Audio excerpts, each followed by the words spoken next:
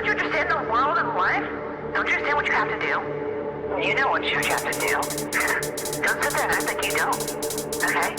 You know what you have to do. We all know. You have a pleasure to stick around. You don't know what the flesh is gonna do. You don't know what he's gonna do. He's gonna look at you and he's gonna be like, Mother, please, give me milk.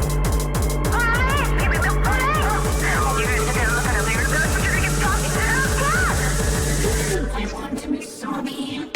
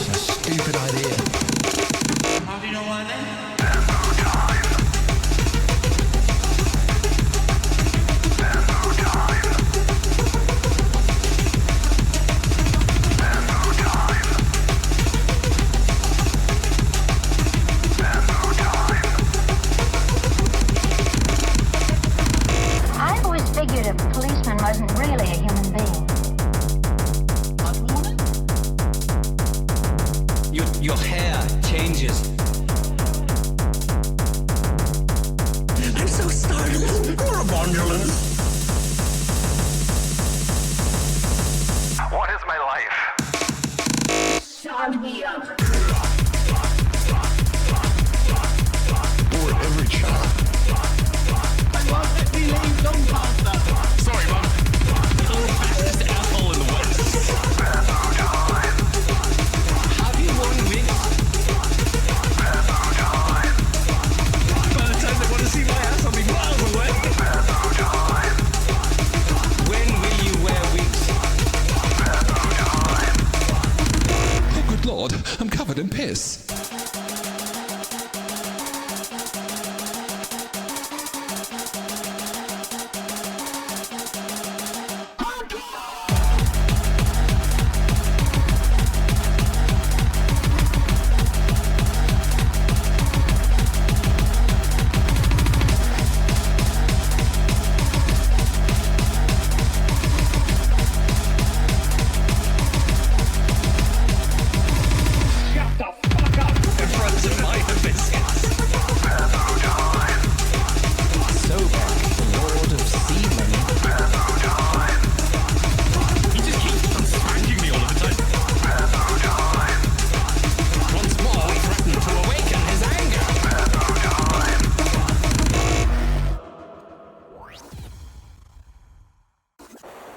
Don't you hate it when you go to pick a shirt for the day, but none of them show just how grim and cult you are? What you need is the new limited edition AUBZ logo t-shirt. Show your friends, family, loved ones, and mortal enemies that you are the truest black metal fan ever. This new product from AUBZ isn't just for showing off to your friends, it can be used in a variety of ways. Use it for removing dirt and grime. Board game nights. A trendy hat. Finding love? And when you're just so angry that darkness takes hold of you. Comes in multiple colors, including black, obsidian, jet, onyx, void, midnight, the prospect of anyone under 35 being able to afford a mortgage, and more. This is a limited edition run of 100 shirts, so if you want to get one, follow the information on screen now. Buy now and receive a free carriage clock. Don't wait, buy today. Please note that this was a joke and we will not be shipping carriage clocks with the purchase of these t-shirts or any other kind of merch we may end up doing in the future. Seriously, who stocks carriage clocks? Nobody has carriage clocks anymore. They're massive, literally the size of a carriage, and that's pretty big if you think about it. I can't remember the last time I saw a carriage, let alone a clock. We do not recommend any of the alternate uses of the shirts except maybe as a duster, and hold no responsibility for anyone who's fucking stupid enough to do it. Literally everything we said in this advert is absolute bollocks. How do you think I feel? I've had to read all this shit. I haven't seen the sun in so long. Seriously, I've been in prison and forced to read these ads super fast. If anyone can hear me, please help. I've left clues throughout this video. I need salvation. Hey, Skip's still vegan.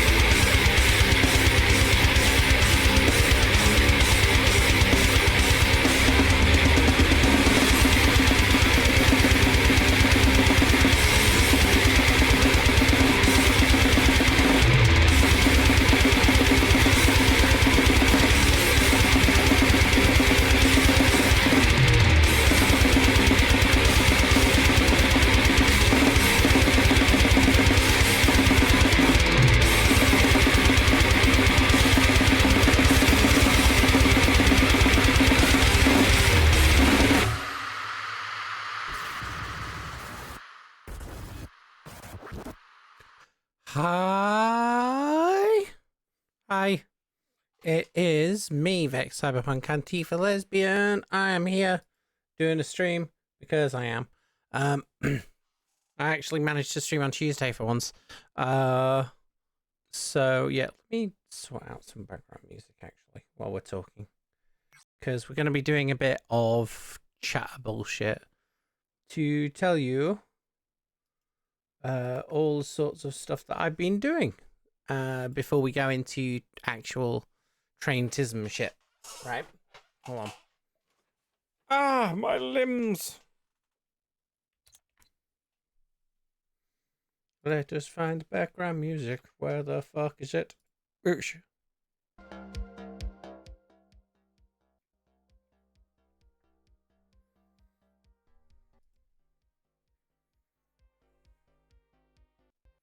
There we go. So you should be able to hear that slightly in the background. But then the focus is mostly going to be on my voice. Right.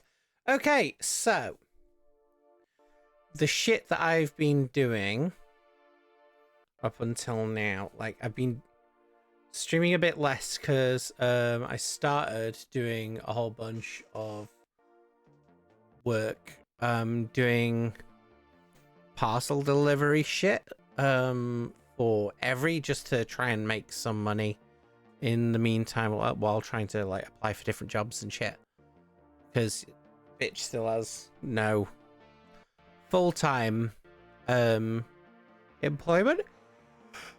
So fuck it, why not do that? And then the other thing is, over the past couple weekends we've had a couple of AUBZ gigs, right? So we've had let's see, not this weekend just gone, the weekend before, so the 5th, we played a gig at the Fulford Arms in York, along with our buddies in Old Corpse Road and Mishka Bubba, as well as a band called Evil Dungeon Crawler from Newcastle. And then this past weekend, we played the Woods Festival at Felfoot Wood in the Lake District, and that was fun. So one of the things we are going to do today, in fact, let's swap over to the correct... Oops, that's the wrong button.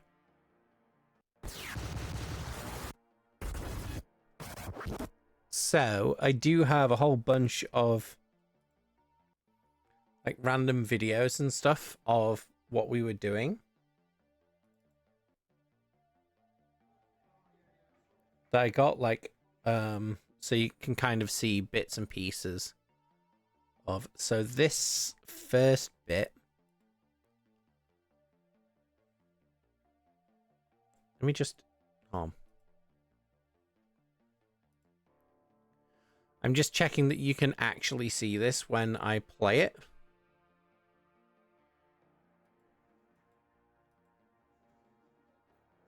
If not, then I may have to...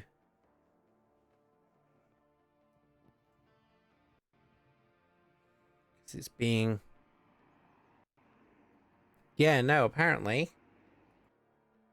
This isn't... This is showing you fuck all. Okay, well that's annoying. It's one of the things we might have to do. Let's fuck that off. Let's go back on webcam. And we'll talk about stuff, and I will tell you some of the shit that's happened, and then the good thing is the footage that I was going to try and show you, right?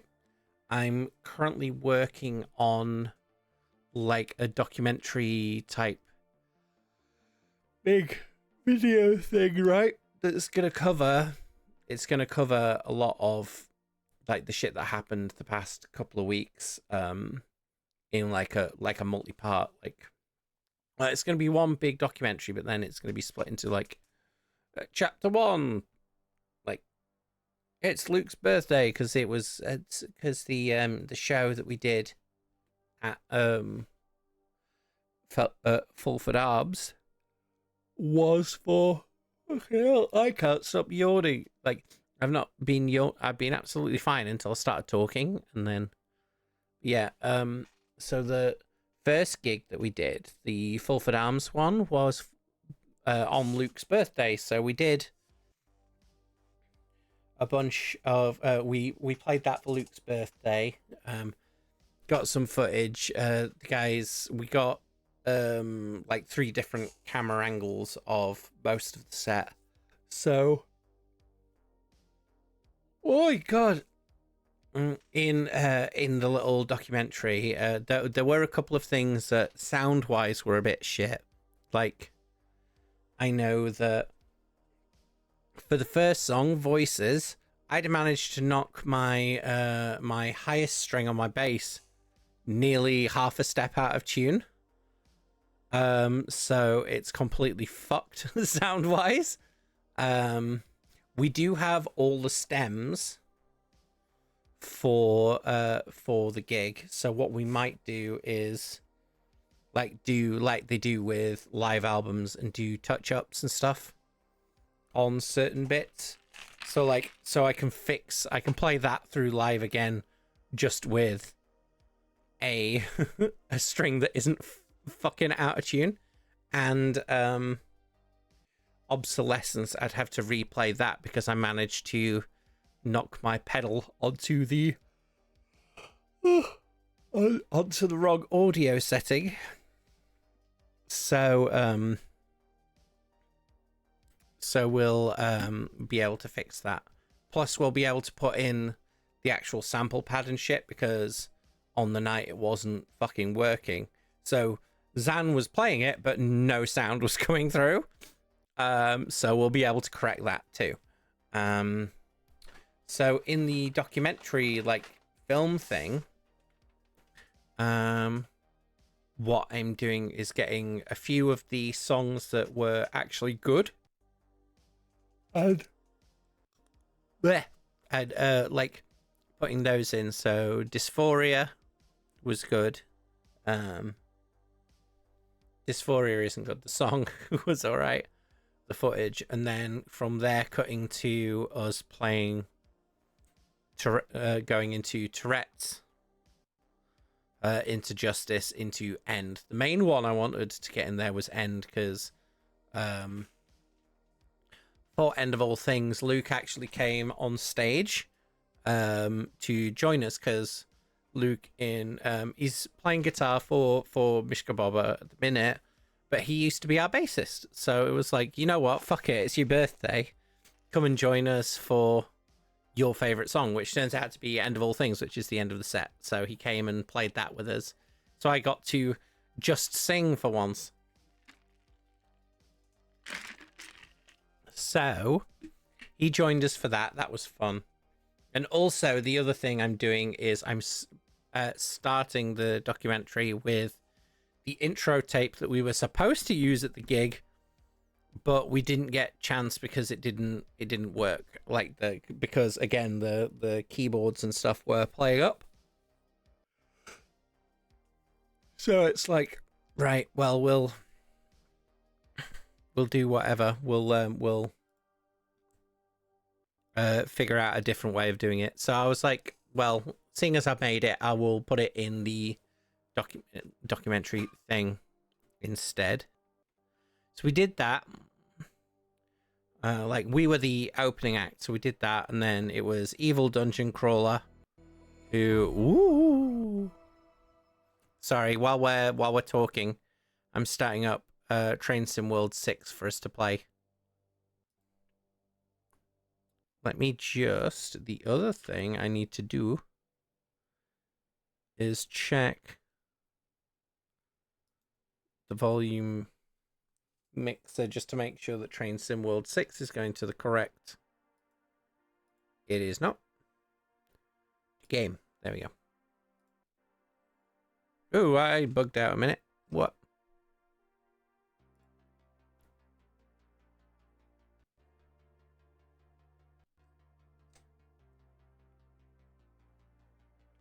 That, audio-wise, should be... Did I fuck that up?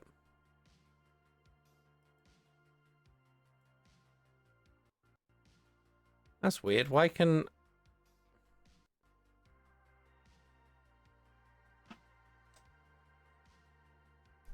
Why can we still hear that? We shouldn't be able to hear that.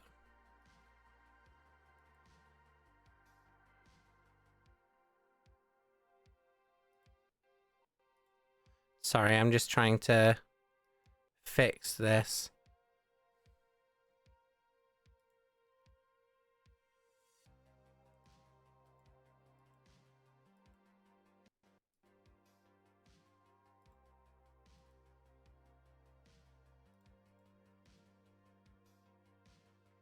Hmm.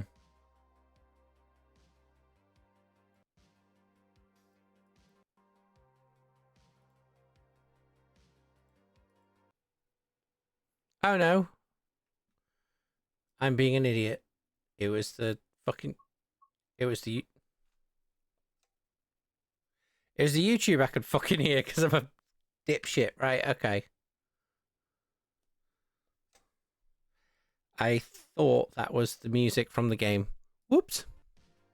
Right, anywho, so back to the stories. So there was a band called Evil Dungeon Crawler on after us. They're from Newcastle.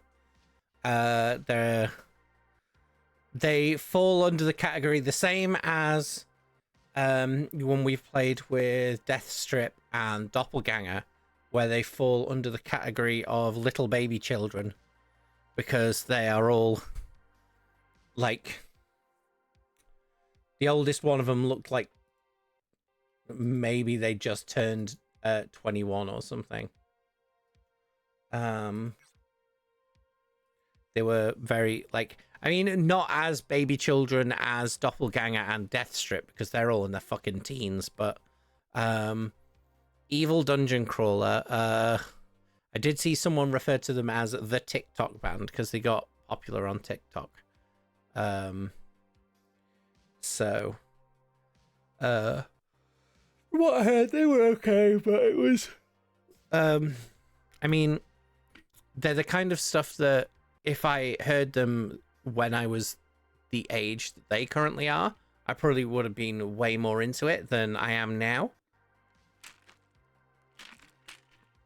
Because it is very much second wave worship, where it's like, now I'm like, I mean, that's all been done. You need to sound different.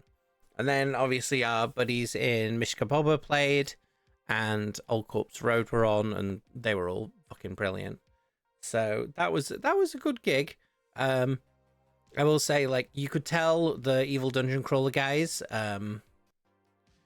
like, stay in character when they've got the corpse paint on. So they were being a bit, like, taking themselves a bit seriously. Like, we're at the point now where we're like, oh, too old for that bullshit. So, which is why we don't bother. And then we got a review that really liked us, but was really confused about the fact that we don't fucking bother with anything aesthetically, image-wise. We just go on in whatever the fuck we want. So the reviewer spent half the time commenting on our clothes, but did seem to enjoy the set, which is good. So yeah, we did that. And then we went to Fellfoot Wood to do the gig there, to do the festival. Now, so I picked up Zan and Rebecca, and we went down, and because I picked them up from Bradford, right? I picked them up, and then we headed through to the Lake District. It took us down all the country roads and stuff. We ended up going past four separate, like, we ended up on the route. There was 4 separate preserved railways that we could have stopped at, which was fun, because we went past the Keighley and Worth Valley line. We went past the Emsey line. For a while, we were driving next to the Settle and Carlisle Railway. And then where the campsite is at Fellfoot, just across the lake, is the Lakeside and Haverthwaite Railway. Hi, Krill. You turned up just as we were talking about trains. So we so on the way there, I kept going, ooh, railway, ooh, railway. So so we were doing that. So next time, I've said next time, if we ever play there again or go to Felfoot for a different... Oh, you've got a fun piece of news to share in the TISM channel. Yes, go do that, and I will have a look. But I was... So next time, if we're playing there again or going to a different festival that's also at Felfoot, because they do a bunch of different events. One of which I think, if I remember right, was called Hyper Blaster or something like that. That me and Zan were talking to one of the people who works there about, where it's all like fucking GABA and stuff.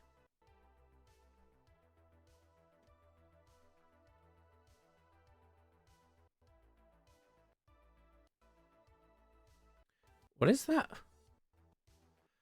Oh, someone got like one of the actual Thomas models. Perspex Thomas.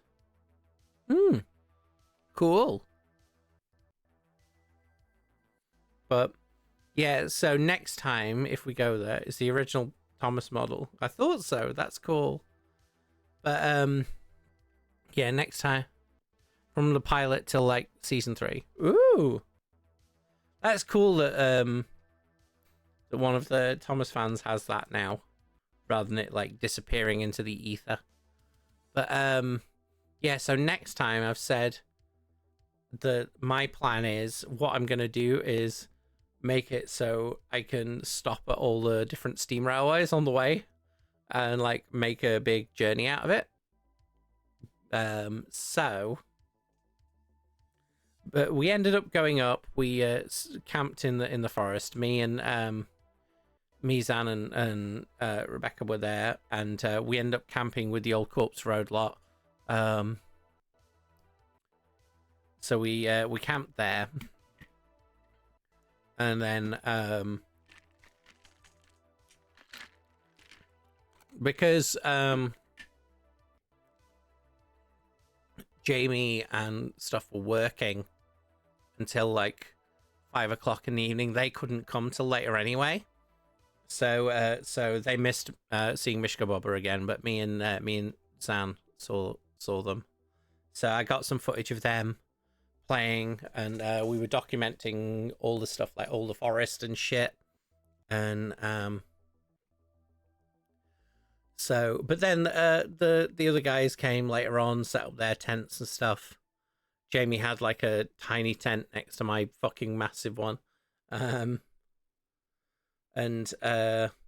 Phil and Aaron shared a tent that inflated. So yeah.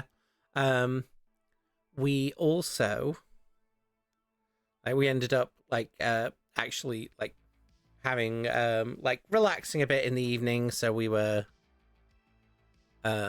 drinking and stuff. And at one point, when everything's calmed down and the last bands have finished, me, Phil, and Aaron decide to walk down to where the bands were, like, because there's the little after party going. And while down there, immediately had our mood soured because some guy was trying to convince us that you should live and let live with Nazis. And so he was like doing this whole spiel, and then Aaron, I am proud of Aaron for this, because I didn't expect him to be as like full on confrontational as he was about it. I thought I'd have to be the one doing that. And he goes, no, but like, do you think fascists should fucking die? And the guy's like, no. And I'm like, well, you're wrong. And then he scarpered off like a little coward. And we were like, what a fucking little bitch. So he runs away. And then Then we ended up going back up to the camp and sleeping, and then the next day, we had our set, and one of the other bands on that day was clearly fash adjacent, right? Hey, Monkey. One of the other bands were on the bill that day were clearly fash adjacent, because I heard them react when I introduced Justice by going, "Oh, this song's about how all fascists should fucking die." And then after our set, one of them was in the merch tent because Sarah, who is Neil from Old Corpse Road's partner, she came over and said to us, "Oh, you've got a queue waiting to buy merch, so you might need to." So Zan went and sorted that out, and Zan was saying how he went to sort out the merch, and the guy who was clearly in the Nazi band, because he's wearing like a fucking thing with a little fucking Nazi eagle on it and shit, like wouldn't move out of the way, and he was being all like smug about it or whatever, and then started getting more quiet and more embarrassed. Like we said, it was hilarious because then he had to, he was like, "Oh yeah, I'm the big tough one, I'm not gonna let you sit down," and then looks over and sees the giant fuck off queue we've got for our merch and immediately goes quiet, to a point that when I took over from Zan, the dude is now so embarrassed and timid he won't make eye contact with me.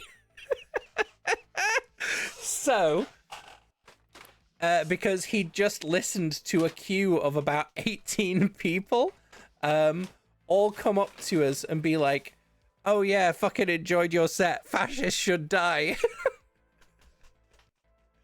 And he's sat there going, "It's the big bad Antifa. Oh, we should let people have different opinions." Like, and he sat there and he's trying his hardest to ignore me. I'm just sat there going, "This is fucking hilarious."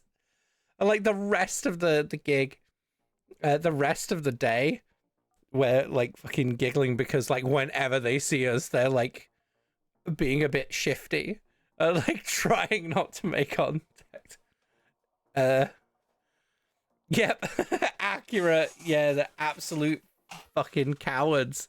Like, this is why, like, I ended up posting on the weird little, like, oh, that was one thing. I got multiple instances of being, I said, I referred to it as Senpai Noticed Me, which, if you've seen it in the Discord, you will have seen, like, after the Fulford Arms gig that we played, I mentioned on stage the same thing that Molly Conger, who's the host of Weird Little Guys, she's been a journalist on like fascism and the far right in American spaces.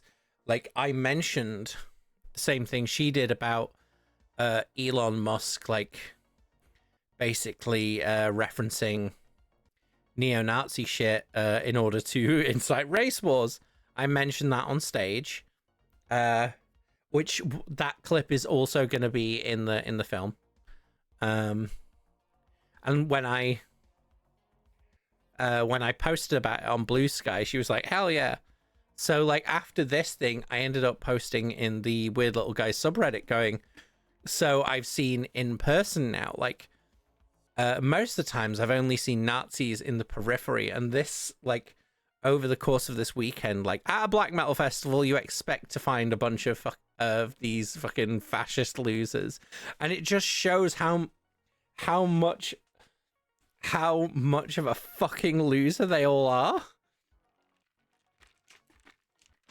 When they're like, "Oh, you should live," and we're like, "No, fascists can fuck off." They all like crawl away like weird little cowards, like won't meet your gaze and like just act all little babies.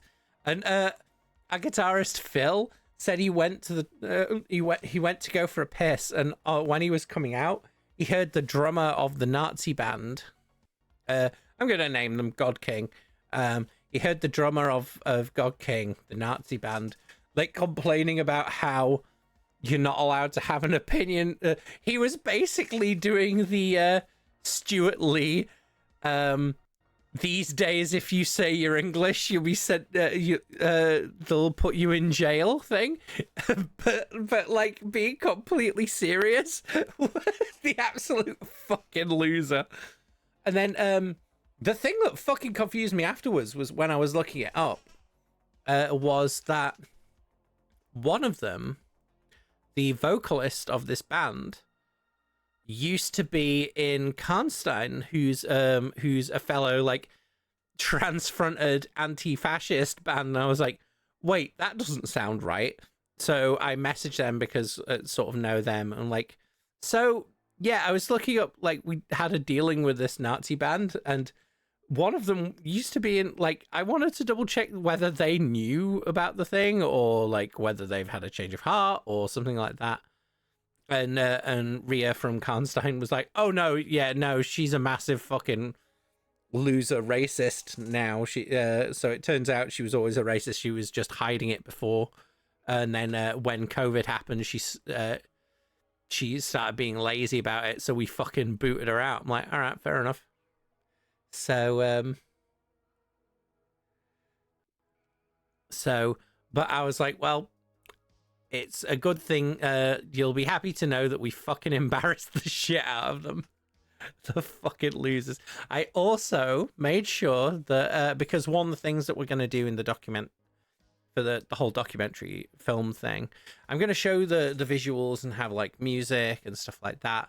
But also because YouTube, one of the things it does now, and I think you may have seen other channels using it. I actually ended up using it on my Jack's Films video that I did, where you can upload audio tracks to other languages, but have them be like to the fictitious languages like Klingon or Dothraki or whatever, right? So then you can use that as a way to add like creator commentaries and shit. So my plan was we're gonna do the thing and show the footage of, like, it is mainly focusing on, obviously the main focus is AUBZ, but it's also like the side focus being on Mishka Boba and Old Corpse Road, because again they played both with us and we were hanging out with Old Corpse Road and stuff like that. And then what's going to happen is it'll have the normal film, and then we'll do the creator commentary where it's us telling like these extra stories over the top of everything that's happening. So then you can hear like the little extra details and stuff. Have the shittiest idea of a Nazi band fake grifting the Nazis themselves, where no one in the band is actually capable of playing the instruments they're given. They have a good agent buying out gigs. I mean, to be fair, most actual Nazi bands where they're like, oh, we're gonna play Nazi shit, aren't good either. There's a reason why, like, for at least a couple, like, no, even for, when did we play the gig with, I'm just gonna check when Jamie, so, because there's the gig that, AUBZ played with, not that one.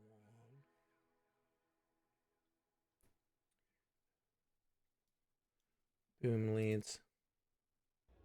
Okay, so that one was the 15th of January 2023. And I know that gig, the gig, it would have been a couple of days before, the gig that we did with Dawn Raid. And I know in that gig I made the joke about black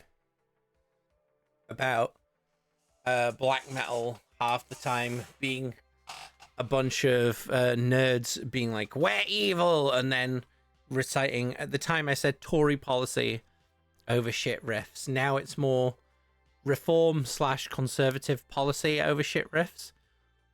I mean, to be fair, Labour policy as well, because they've shifted to doing that shit. Like, full on neoliberal bullshit, so... Yeah, name a Nazi band that actually sounds and plays good. Yeah, impossible challenge. Because that's the thing, like, we were saying... Because we said, like, the problem is, like, which is one of the reasons, again, that even for the bands that weren't Nazis, like, there's a reason that everyone gravitated to Mishko, Old Corpse Road, Us, and, like, Void Below, and a couple of others, because we actually have different things in our sound compared to everything else that is like cookie cutter black metal that just sounds like the same as most other stuff, where it's like you can tell there's certain bands where they've been around for a while and you're like, okay, yeah, I know that you've got the skill and what you do you're good at.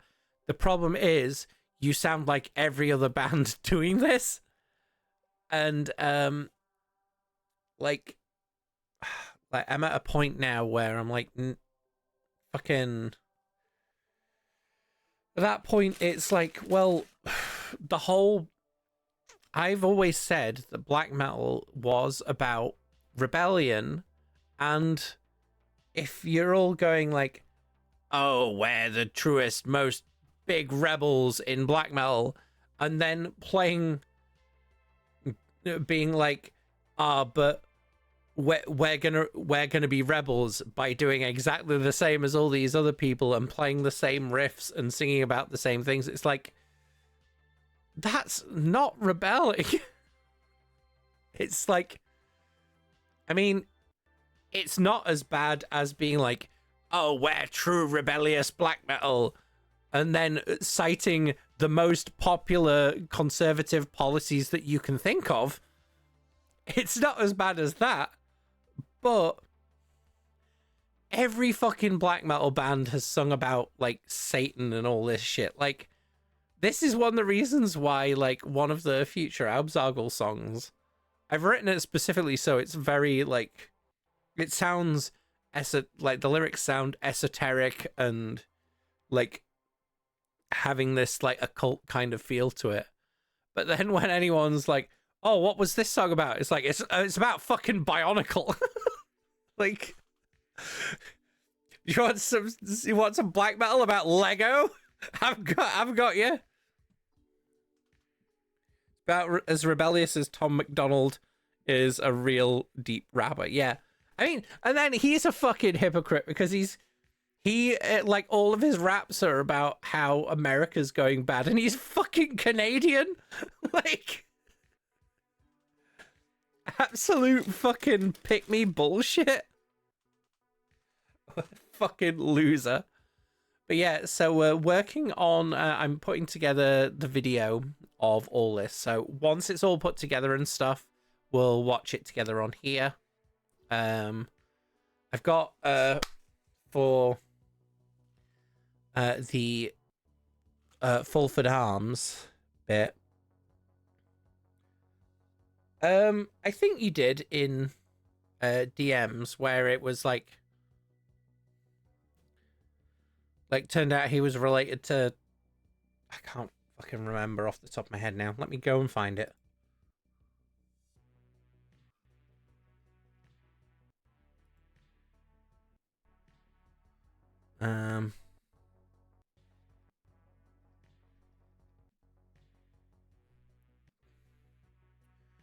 Looking through and finding stuff.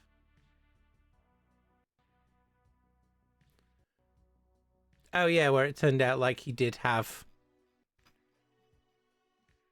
Yeah. That was the one where it turned out like his like had traveler blood. But yeah,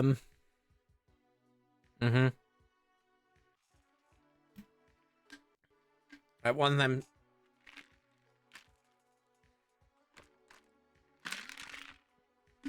Yep. It's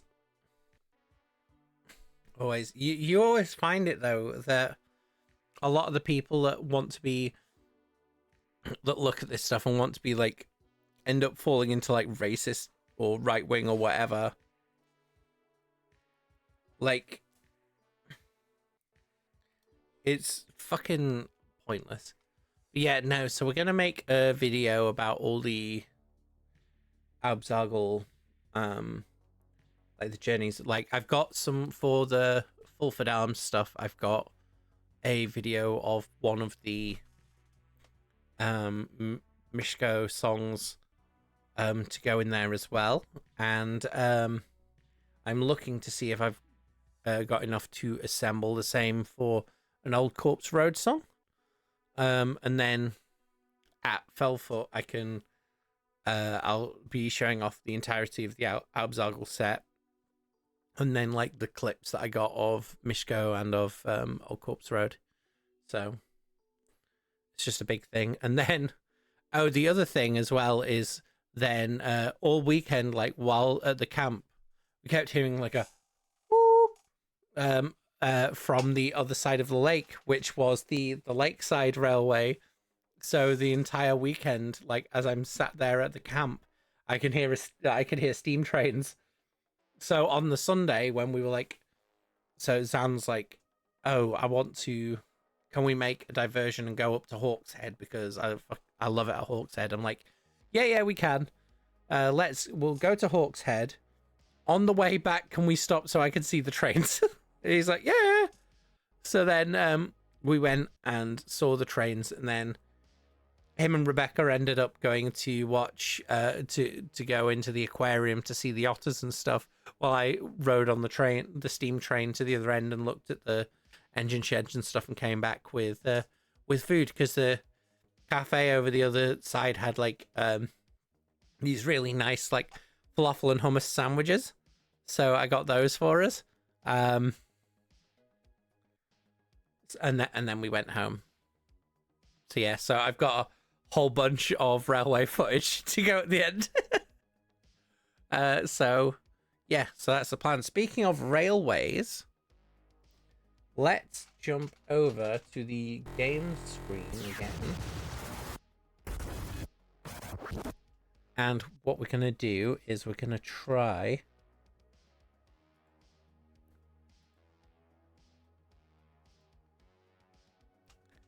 see if this will work. Yay! It works. And this time, what we're going to do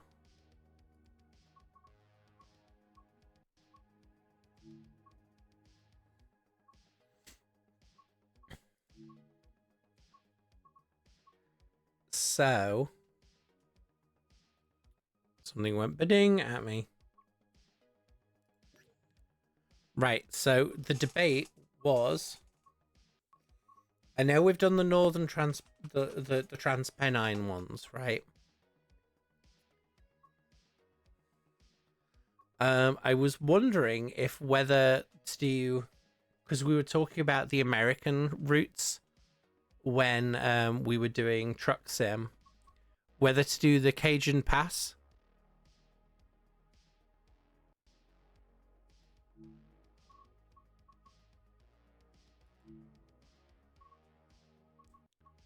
So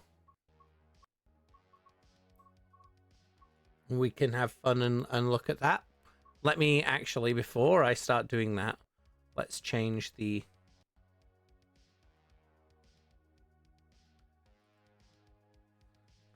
train sim World 6. Done. There we go.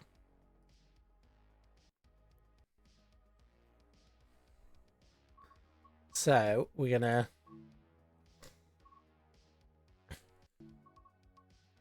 We're gonna learn how to operate one of these massive fucking American trains. Once I thought it had loaded the wrong game for a second. Then I was like, "Holy shit!"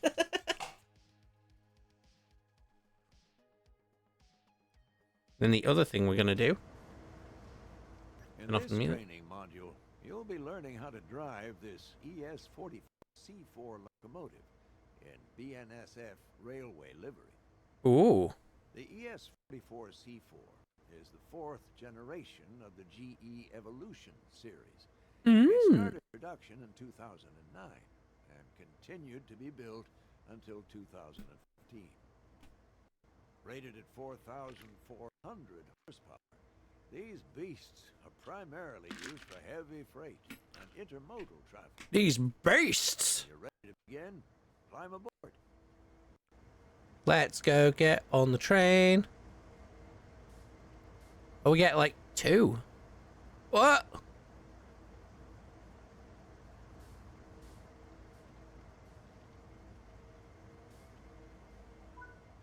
Climb up the steps. In the engineer seat. Close the door. These engines are tall. Now you'll go through the steps needed to take over this locomotive. Firstly, you will need to set the generator fields. I would have, This needs if to at be Train enabled TISM Day I with did throttle Skyrim, but to with the control the power. Thomas mod, I would have to get Skyrim first. Set the field generator to on. This locomotive requires the reverser handle to be inserted before operation. Fair enough. Insert the handle. The reverser determines the direction of travel. That it should.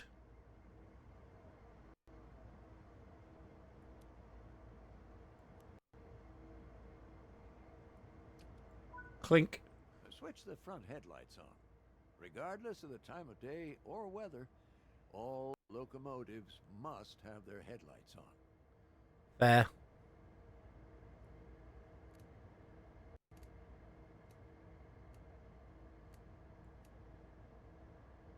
Oh, to bright. Okay.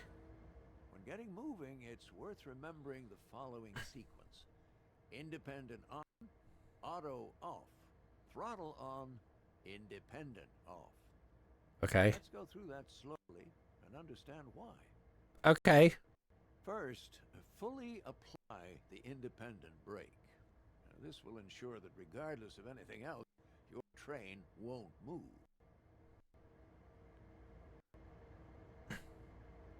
The independent brake. Fully on. Next, fully release the automatic brake. This will release the brakes on the rest of the train, but you won't go anywhere because those independent brakes are holding you. Okay.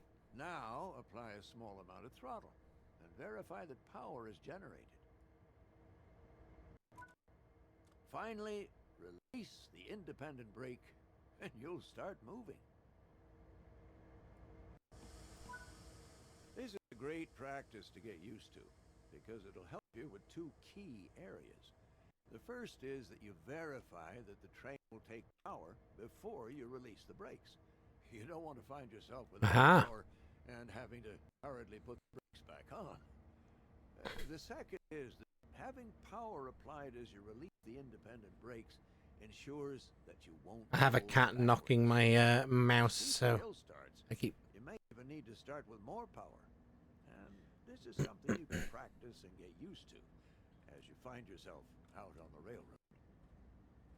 If you have any locomotives on the rear of the train behind freight cars, you can press the banking comms button to enable radio communications with those remote units. This will ensure that they operate their throttle and brakes in unison with your own locomotive, giving you much-needed extra control on your journey. Oh. Press it now, just to get practice, even though there aren't any connected.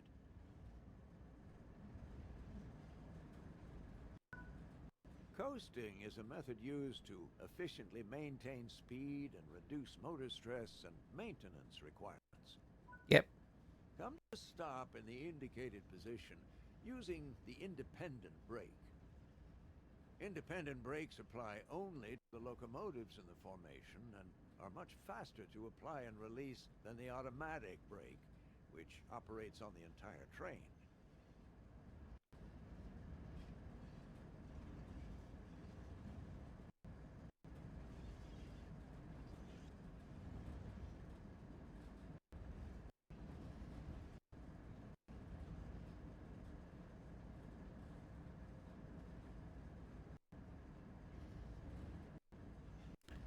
I'm trying to remember what the button is that I can actually just operate that without having to look around at it. Because I know there's controls on the keyboard to do that.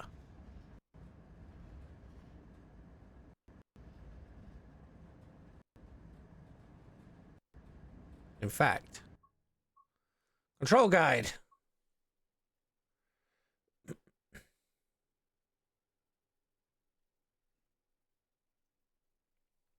Ah, it's the, right, it's over here. Cool. No, wait, not the automatic brake. I want the independent brake.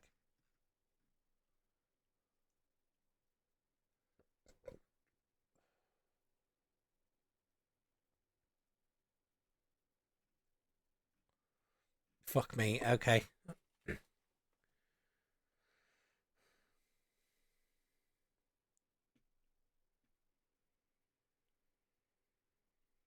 Um...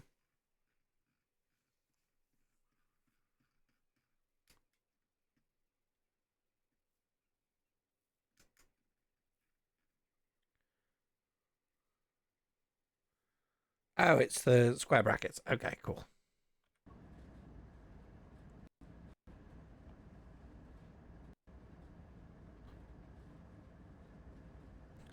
Stop nudging the mouse, Kevin.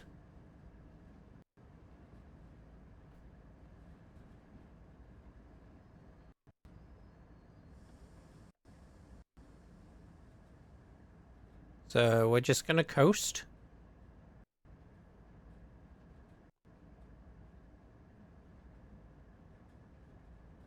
Do do do do do do do do do do. I probably could have kept up some speed, but never mind.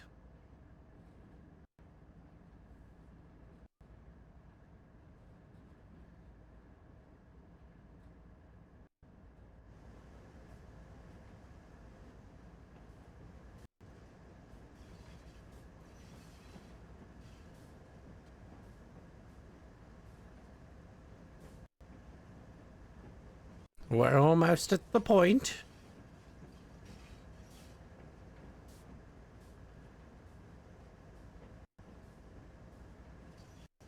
Oh.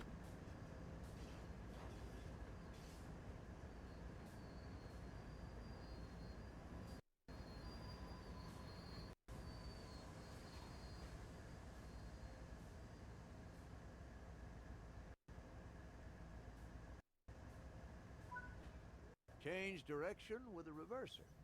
Then change the junction indicated, either by walking over to it or using the map.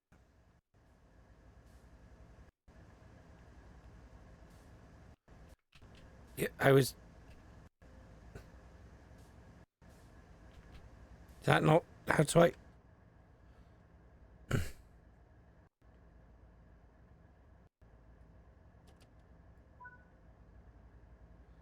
Nine. Before proceeding, check the two couplers are in the right position to allow for automatic coupling. Look at the rear coupler on your train and ensure it's open. Operate the cut bar if it is closed to release it. Okay.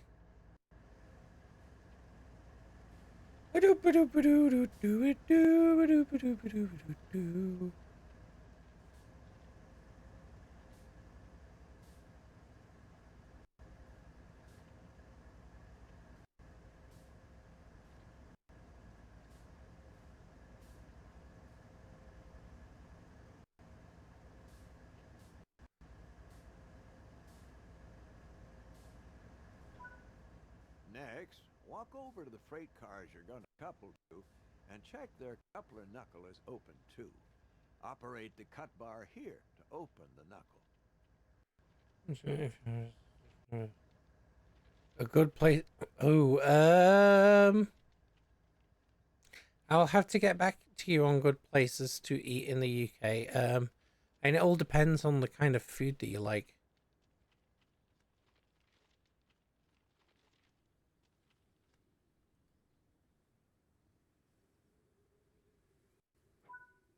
Before coupling cars, always check the knuckles are open, or you'll just bounce right off. Open the knuckles.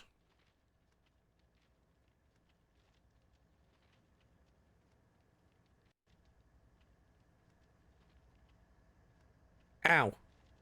Just walked into a building.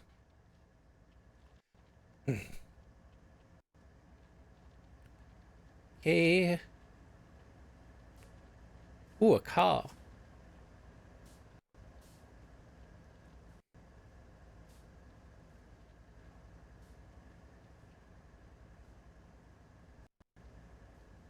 Get off the friggin' mouse, Kevin. For fuck's...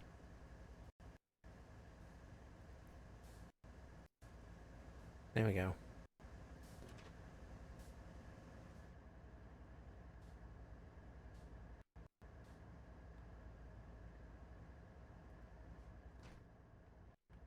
Ooh.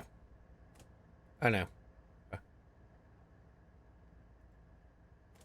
That's just another nose segment.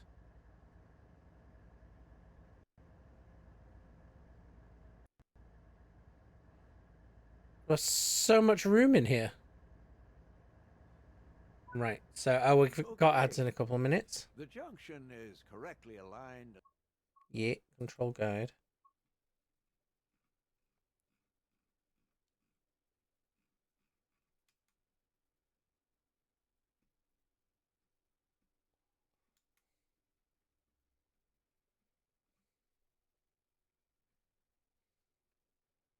Yeah, okay, that's what I was pressing. Cars are ready to couple. Couple up to the cars by gently driving into them at a slow speed. And most freight uses automatic knuckle couplers, so they will automatically couple once they connect.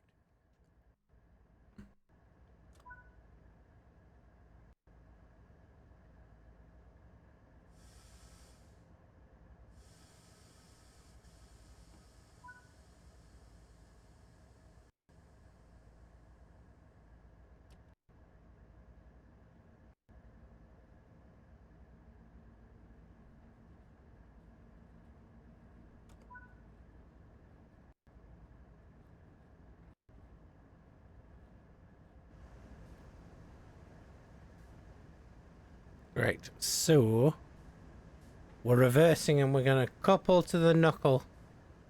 If your speed is too high, you risk derailing when coupling. Apply some brakes to slow your approach.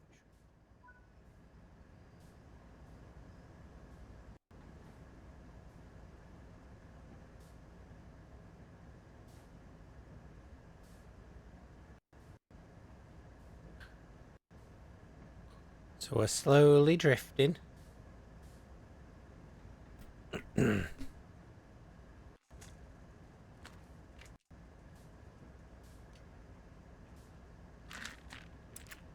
Ah, my teeth.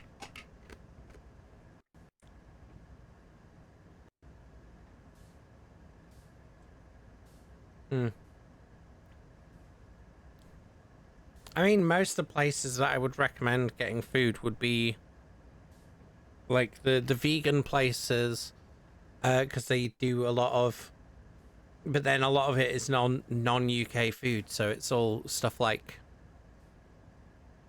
I say, with like falafel and stuff like that, for example.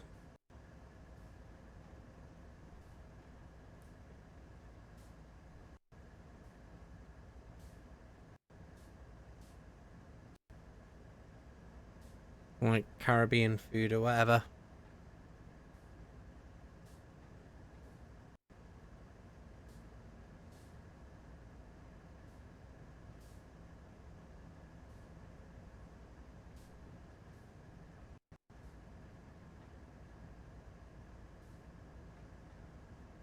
Okay, I presume I'll be okay.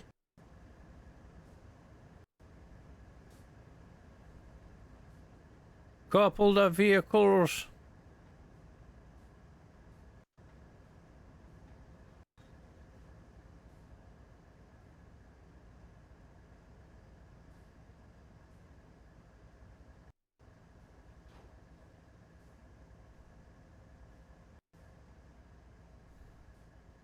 One kilometer an hour. There's no way it can go wrong.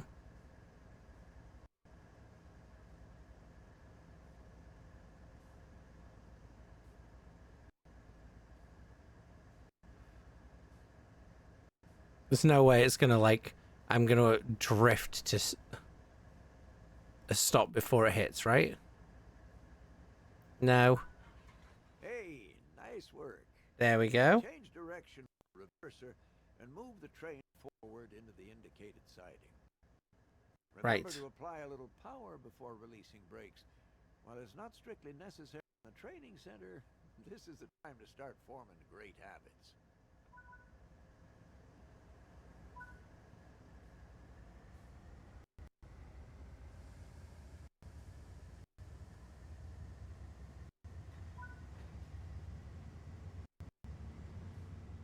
Since you have freight cars coupled, you should slow down using the automatic brake and get the extra braking effort from those freight cars. The automatic brake applies brake throughout the entire train. Okay.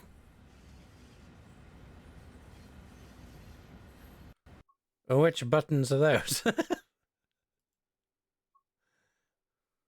Okay, so that is right. So, cool. I should make a thing on the stream deck that, like, says which button is which, shouldn't I?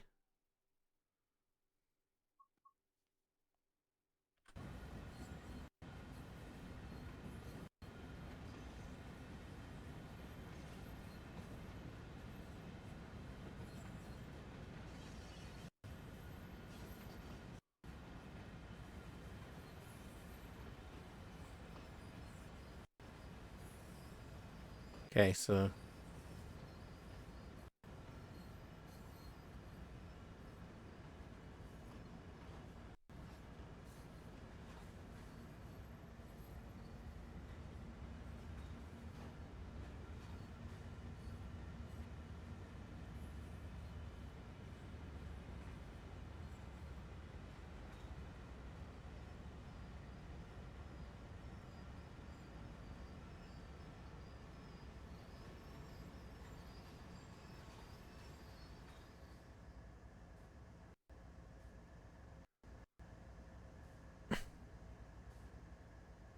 I've stopped too early.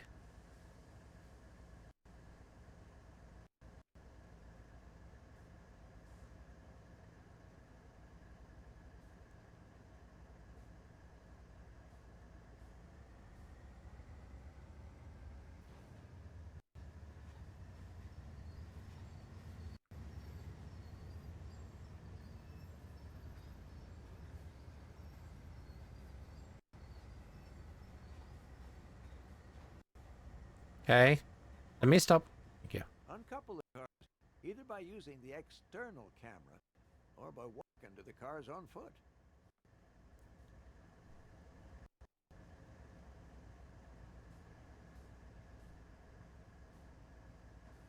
I'm not entirely sure how to use the external camera to do that, so I guess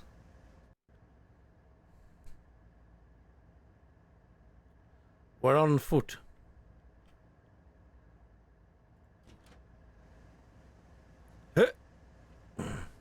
Try myself off the side. Ow.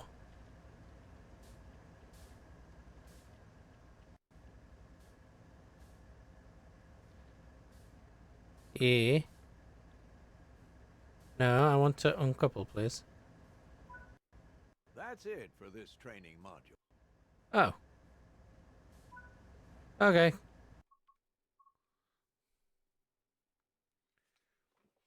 Fair enough.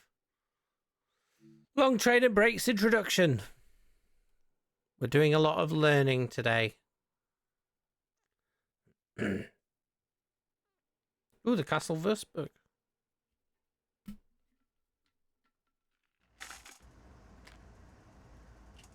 All right. In this training module, you'll be learning about the different brake types found in a typical U.S. freight locomotive.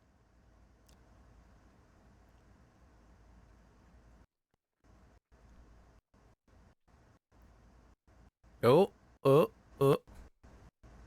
I'm now looking at the ground. There we go. Seat in the engineer's position. Thirsty. Funnily enough, I was just drinking as you put that. Let me in. Let me in.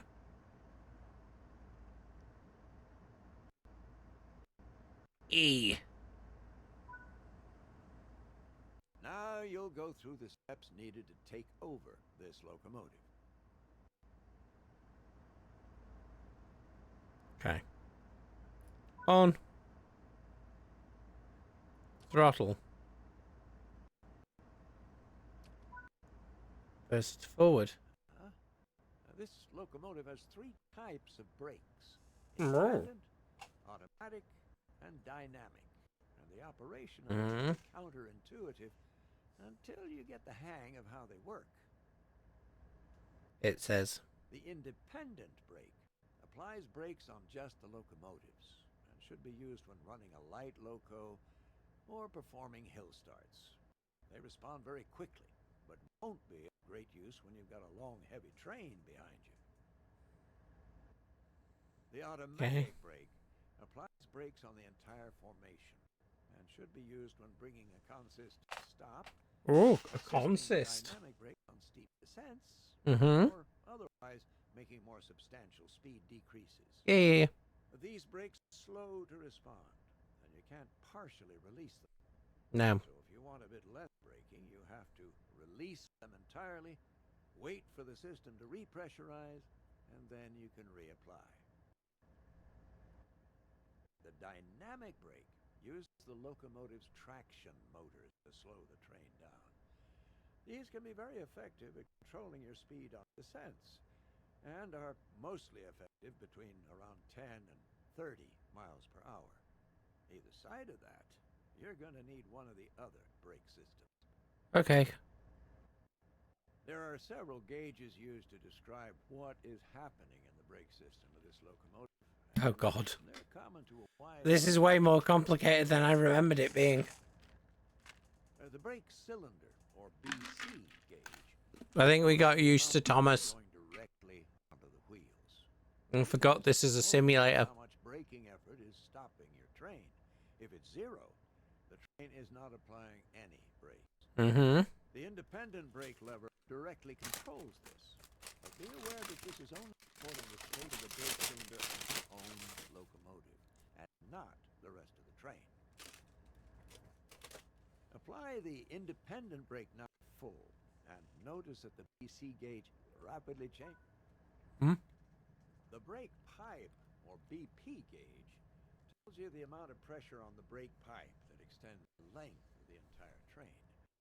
On U.S. freight, this is pressurized to 90 psi as normal. The brake pipe serves 2 functions. One is to provide air to all the freight cars down the length of the train, so they can charge their own reservoirs. The other is that its pressure controls what the other vehicles do with their brakes.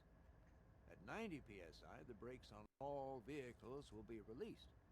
As the brake pressure in the brake pipe drops below 90 psi, the other vehicles will apply brakes. Depending on the length of your train, changing the pressure on the brake pipe can be quite time-consuming. Which was why James needed the bootlaces. Or reducing the pressure to apply them. And this is the reason that automatic Because the brake pipe was leaking, and that meant all the brakes of the carriages were being applied. works in conjunction with another system called the equalizing reservoir. Equalizing a reservoir. Charging the brake pipe is time-consuming, and you don't want to be watching. Equalizing reservoir bit saw at 3. The equalizing reservoir is a much faster responding gauge and is is what you primarily use to control the brake pipe. Okay.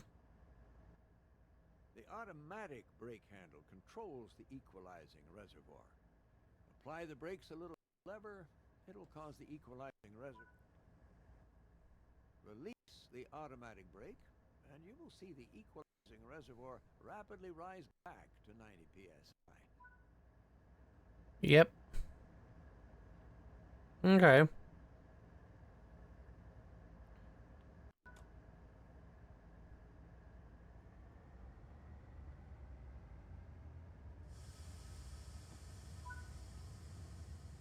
Now there are some key behaviors of this system to remember. Holy shit. I did not realize how many fucking... Slower the brake pipe will be to respond. You cannot partially release automatic brakes. I don't realize how long the... Jesus Christ. How long the train is. Allow the brake And how many engines we've got. PSI again, and then you can reapply them. This should be carefully considered, however, as you will have no air brakes during this time. Bring the train to a stop in the indicated position using the automatic brake. Okay.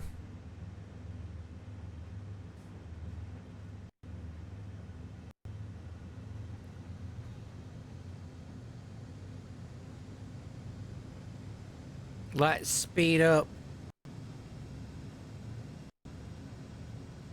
Woo!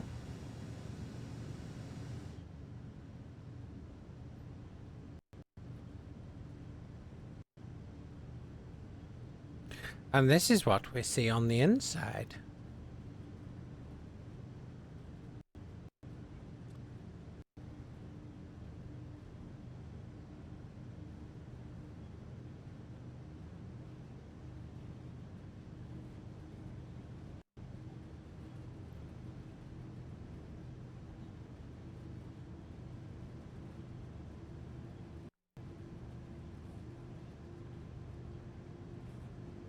Okay, up there. That's fine.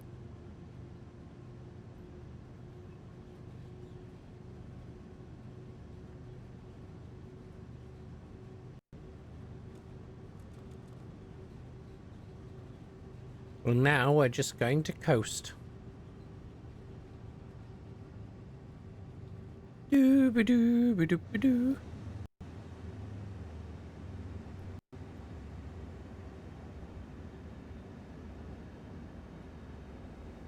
I think this is all flat ground, so we should be easily be able to just coast along.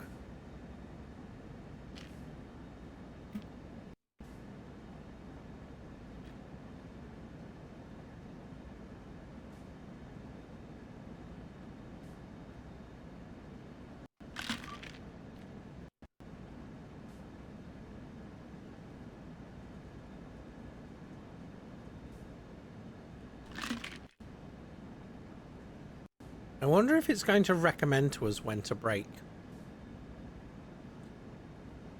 Because what I'm thinking is at 1 kilometer, I'm going to start the braking process. Just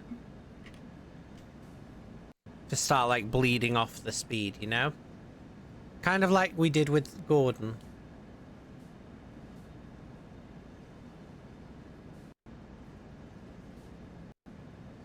In fact,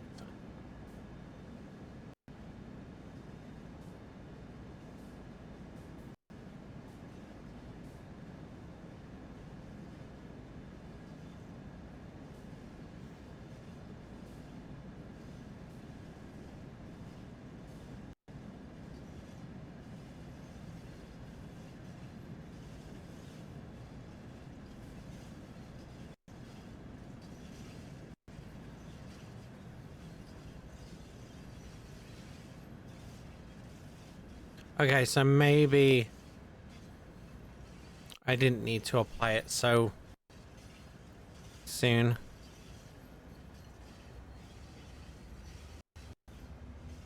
Okay.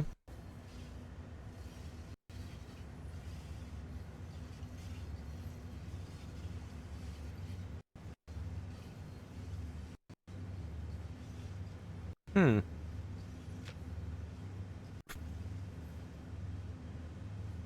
just went gadunk.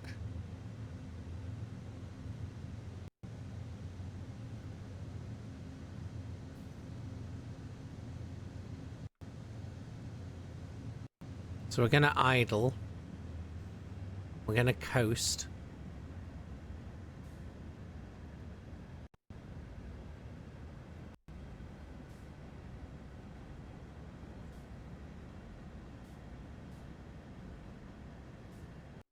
We're on a gradient, so we'll see.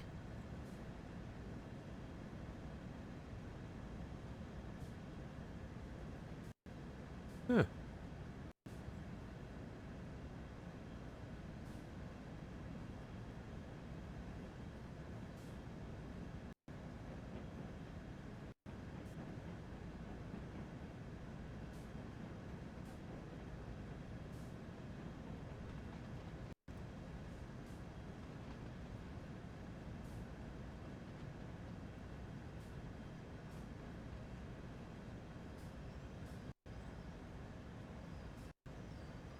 Here we go. And then we start bleeding it off again.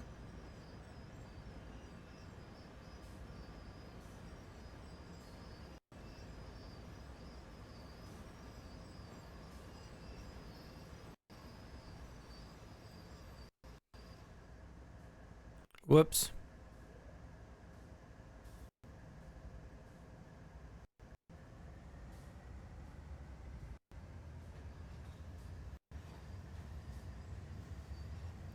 Okay, maybe I need to get... Whoa.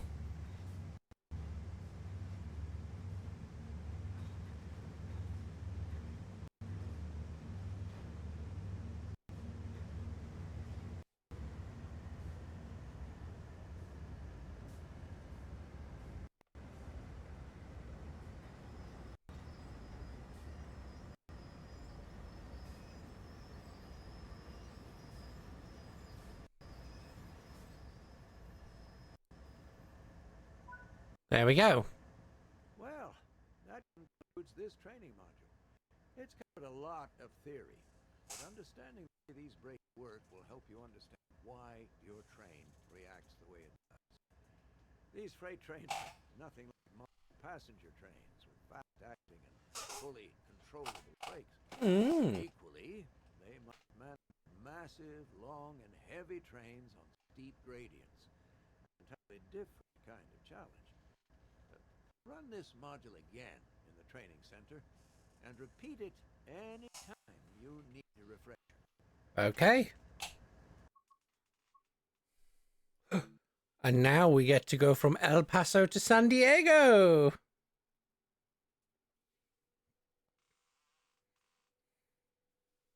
Old El Paso.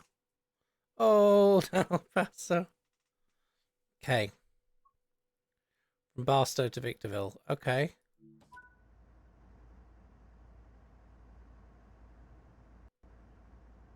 So.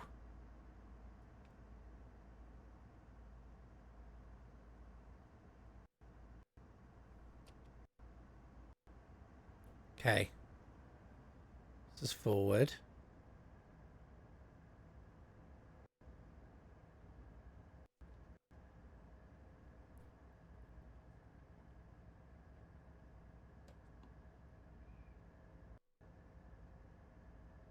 Wait, hold on.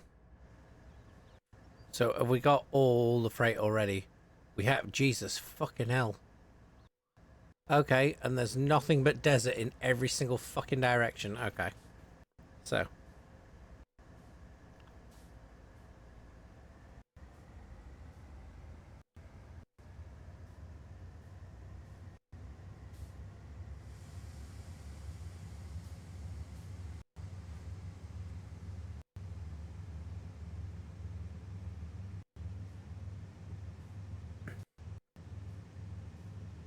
Oh, she does? Cool.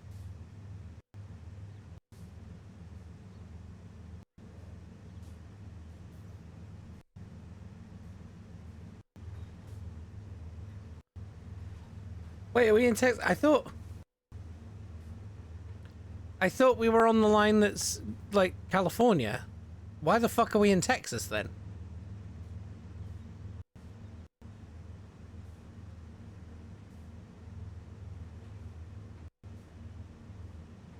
Or is it the line that goes, like, through Texas and California and everything? I guess. Ah.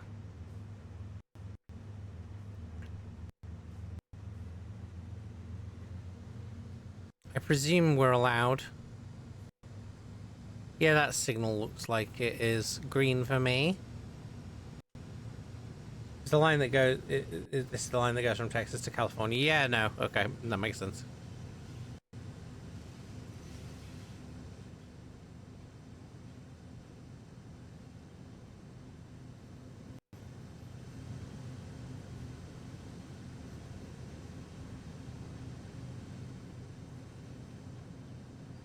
I think Barstow as well is mentioned in the okay.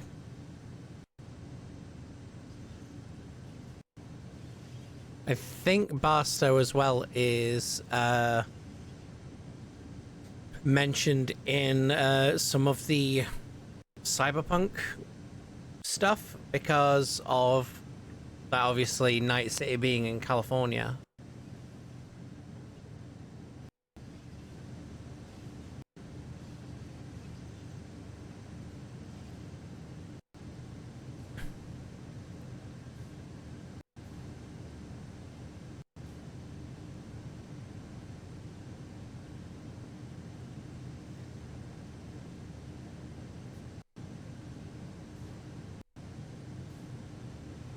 Throttle 6. Throttle 7. Got the brakes on full release, haven't I? Yeah.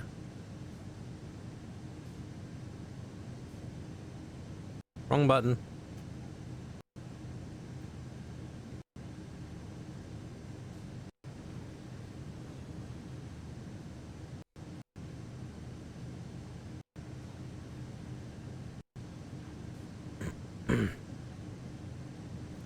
So, and there'll be areas like this where we would have seen in the truck simulator as well, I think.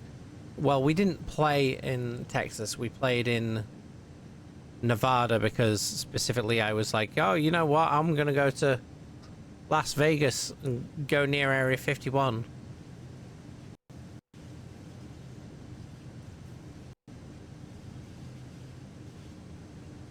On throttle 8. Oh, I've got someone here with me.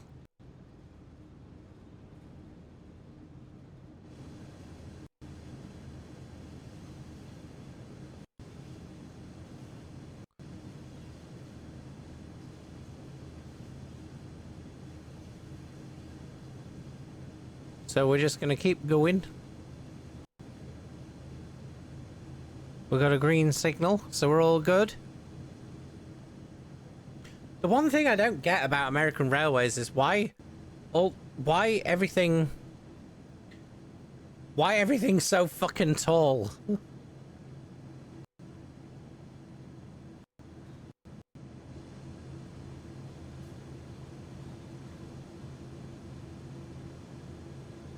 But I guess it's one of those things.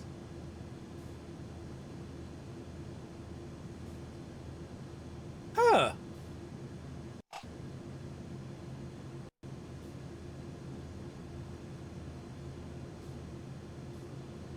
And yet, but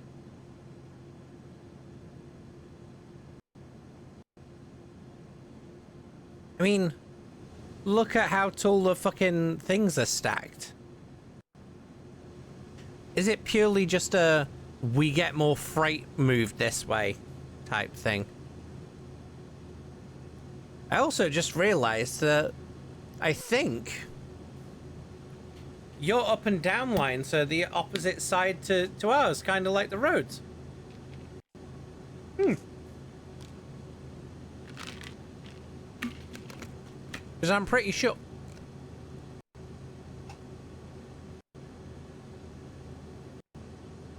I'm pretty sure over here are up lines, like up and down lines. The trains would be on the left-hand side with the other train coming in the opposite direction on the other side.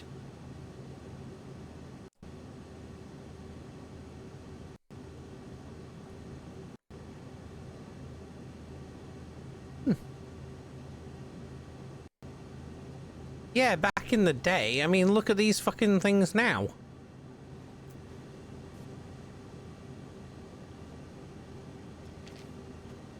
Like this, these are taller than the steam trains and stuff.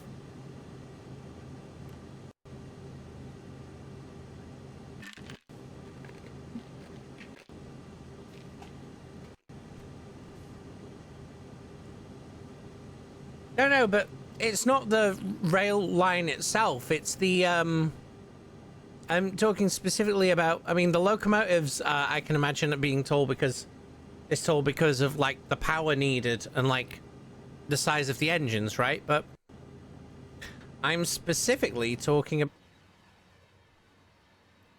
about like these being put like so fucking tall, whereas like in the UK these the actual wagons, like those sides, there wouldn't be as much. I'm pointing at my screen as if you can see. Those sides wouldn't be as much, and we'd only have like one crate of these on per thing. The train's so long, it needs to load when I flick between ends. Jesus. Yeah, that's my only other thought, is because like half the shit that you're doing by like freight lines and stuff, because there's only like a single fucking line that goes the length of an entire fucking country. They just like pack as much on as possible because it's not like there's a regular freight route or something. Compared to in the UK where everything's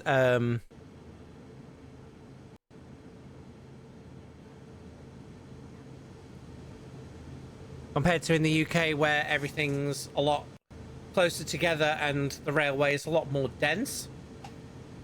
So you don't have to... There's still long trains, but they're going through more regularly.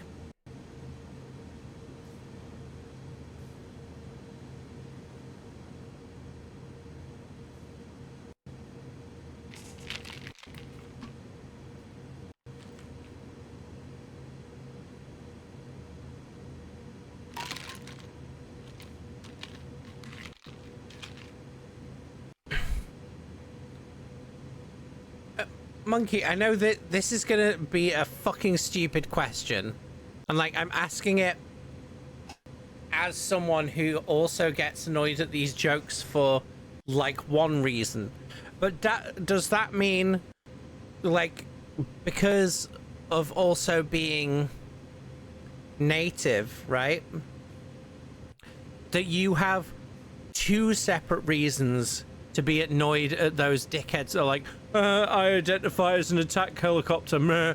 Because not only is it an anti-trans joke, but half of the attack helicopters are named after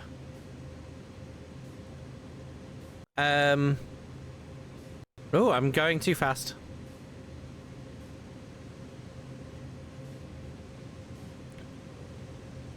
Half of the attack helicopters are named after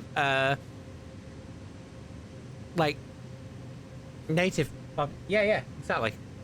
Butchering of your names. Yes, that's what I thought.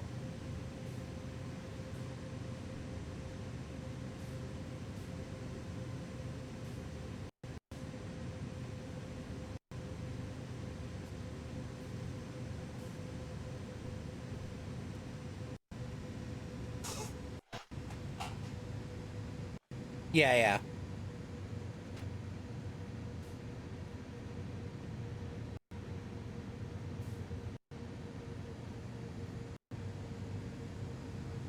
Put a bit more power in and get it back up to about 50 some now that we're on the flat.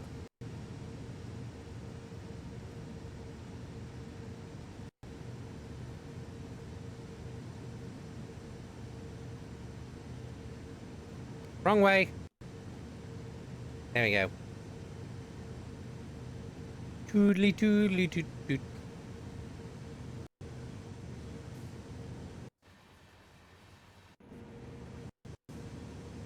I like that when I press that button to flick to the end of the train, it just gives me a quick, like, a quick second flash of Thomas and Percy staring at me accusingly.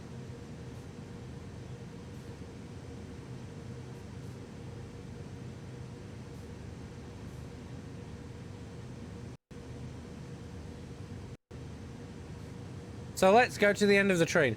Thomas! Okay, we're back here. Everything's fine. Thomas!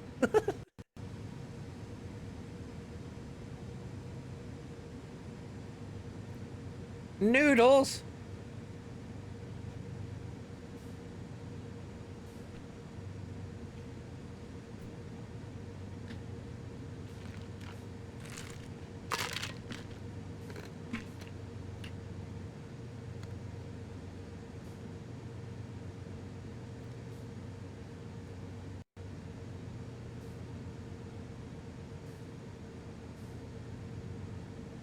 Let's put more power in.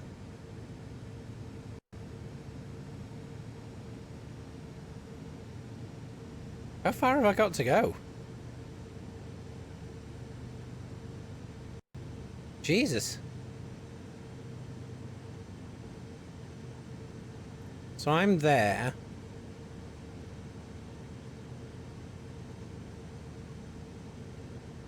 We've got to go all the way along here, around and down to here. Okay.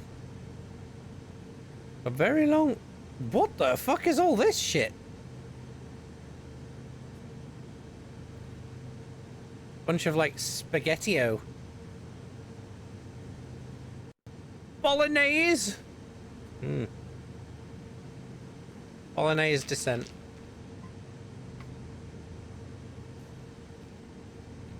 I always forget names like that are also, like, place names and people names and stuff, because I'm so used to, like, the foods that are named after places, you know?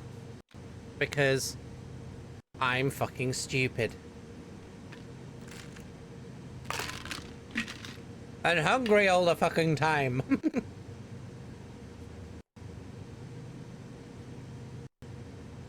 Nim. Trundling along, looking at the...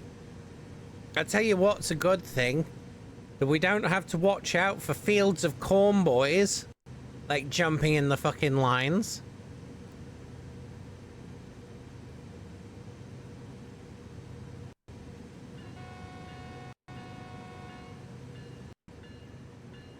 Ooh.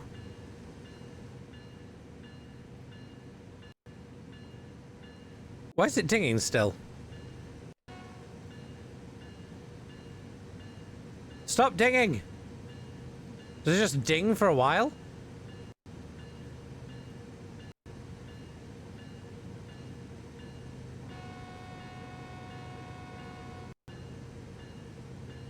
Guess it just dings for a while. Ding, ding, ding.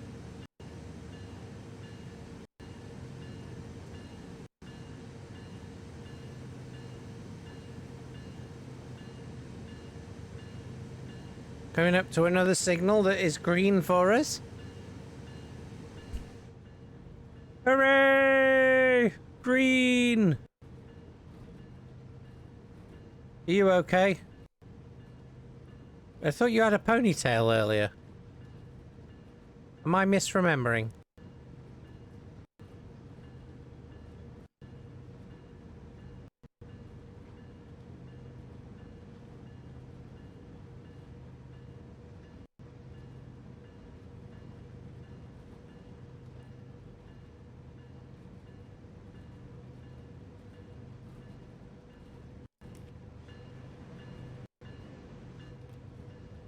I'm going back to the outside view.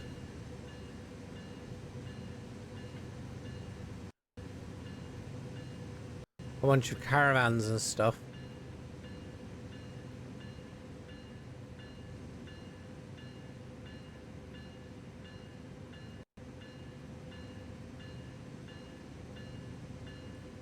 No, no, no, no, no, no, no, no, no, no.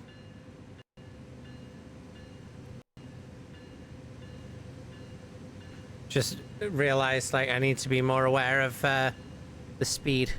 We're keeping it a steady 51, so we're fine.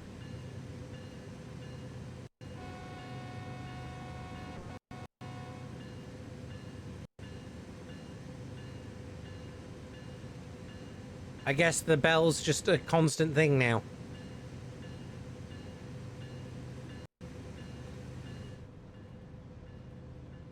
Let me see if there's a window heater attendant call. Emergency lights. That's the horn.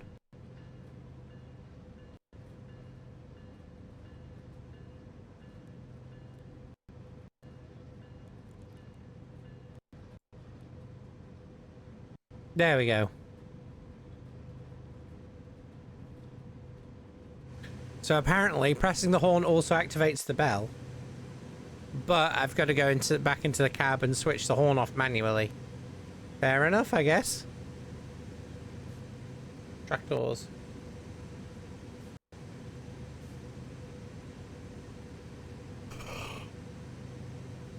There need to be more coups, I guess. Well, that's one thing I did this weekend was burn myself in the sun. So now all my scalp is peeling off.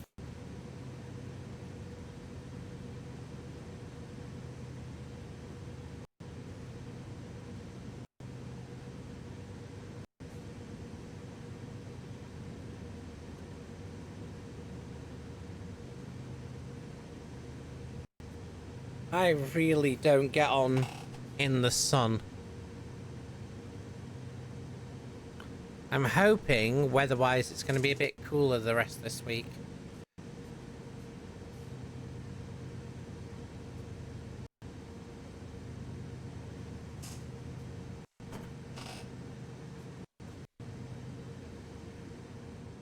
I just realised where the proper roads go. It's all fucking dirt tracks. Oh, the proper road's over there.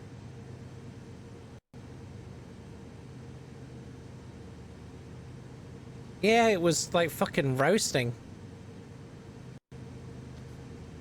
Like we were all dying of like fucking heat stroke. To a point where the bands on at the weekend from places like Greece and shit were still complaining about how warm it was.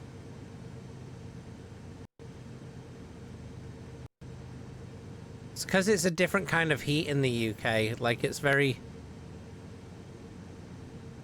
It's like what Zan said, it's very humid. It's humid. Very humid.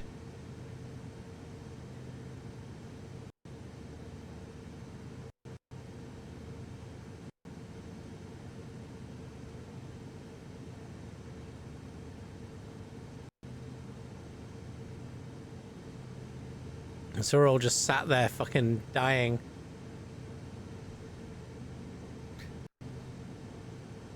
In the sweltering heat.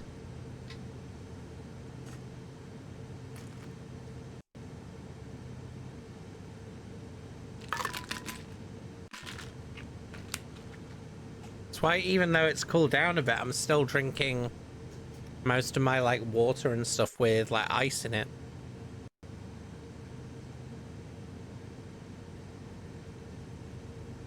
Well, I don't know what New England's like, but from Old England...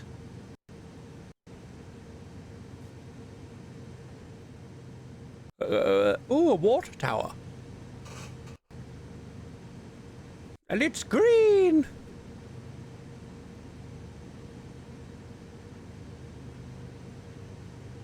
With the signals being on both sides, actually, does that mean technically this isn't like a double line? So we've got one up line and one down line. But it's like two single lines put together.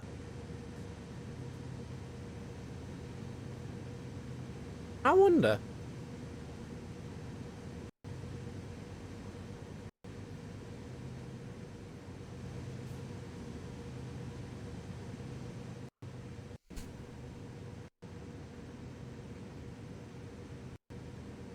Look at all that desert.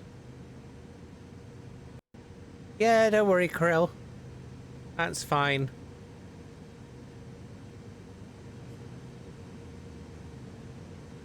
Just wanted to dick about with the trains and stuff anyway.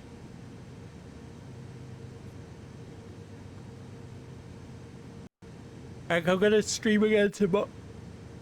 Oh, fuck's sake. I'm probably gonna stream again tomorrow as well, but we'll continue with Rogue Trader. Do more rogue stuff. Little lorry. Little truck.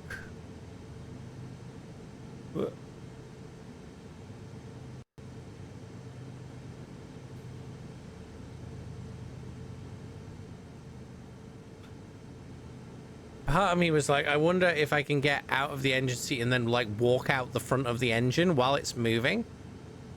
But also part of me doesn't want to try that.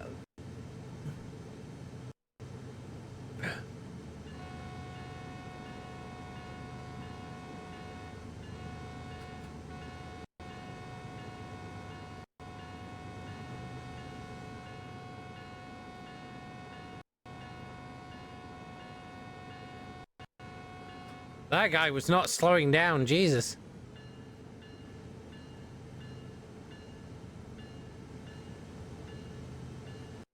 They should invent evil soup. They did, it's called a salad. Or gazpacho.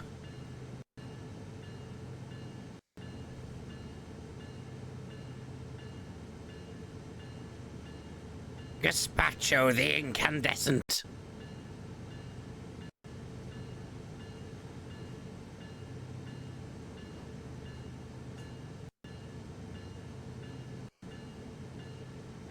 Well, my thinking is because, like, an evil twin is the opposite of you, right? So, if the opposite of soup is a salad, then evil soup would be salad because it's the evil twin, right? That's my thinking. Okay, hold on. I need to go and switch the bell off again.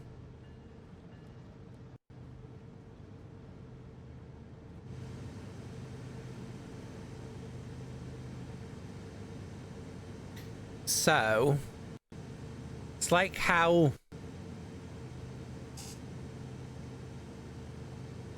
evil fruit is bacon.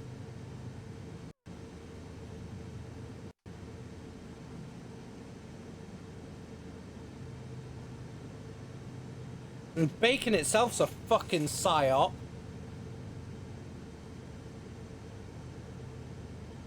Ow.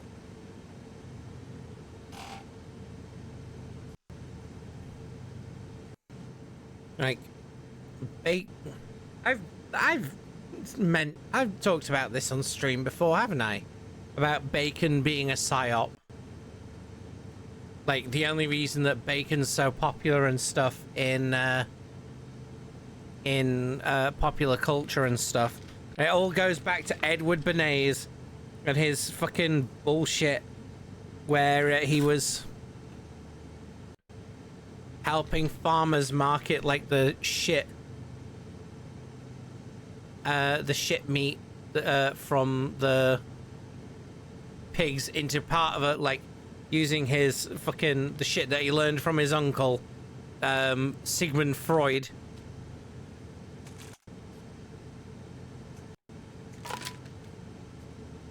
And this is the same guy that started a fucking banana wars. Right, started civil war so that America could buy cheap bananas. So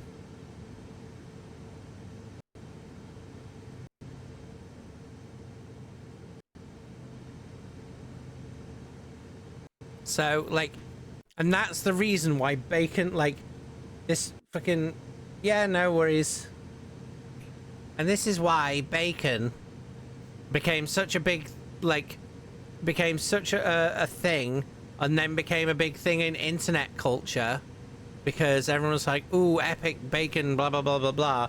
And it's all because of this fucking psyop from Edward Bernays, who was like, oh, let's sell this shit part of a pig.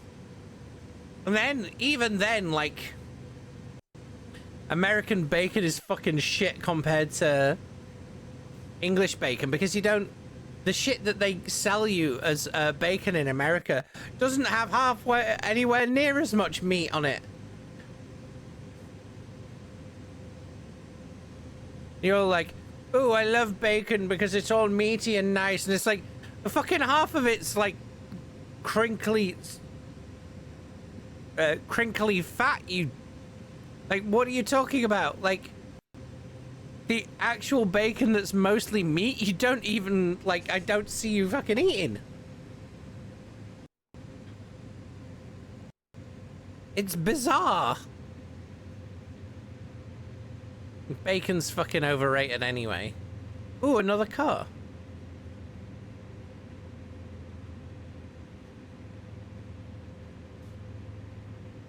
Ooh, we're coming to like a little pass thing.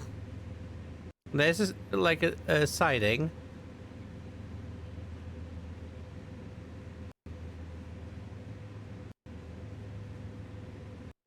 Huh. I wonder what this is for. And there's another siding on that side. I guess it's for like little freight unloading operations, like for the businesses here. Maybe. There's that one church. Is the equivalent of this for fish lobster? Well, I don't know if lobster was pushed like heavy as a thing, or whether that's just a weird, like, it's always been more of a cultural, oh, lobsters for fancy people, rather than an actual. Because I mean, there's certain foods that had that opinion brought up about them. I'm not gonna sound the horn this time. They can fucking deal with it. Some foods had that idea brought about for them because of like general classism and stuff. Oh look, a school bus.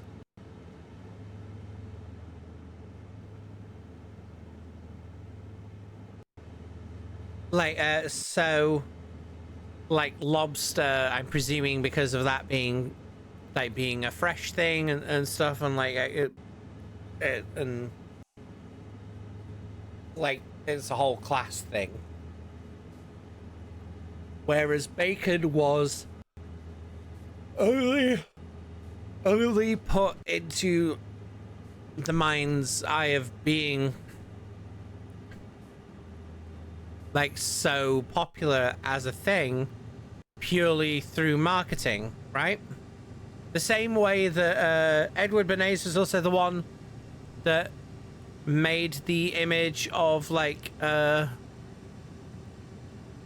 women like campaigning for their rights to vote and stuff like that, like having cigarettes and being tied to the sale of cigarettes and stuff. That was him.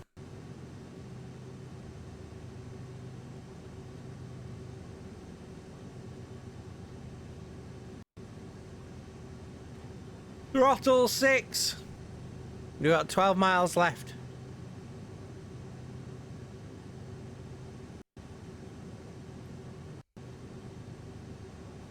So, this is why that stupid, that fucking video essay I wanted to do on, like,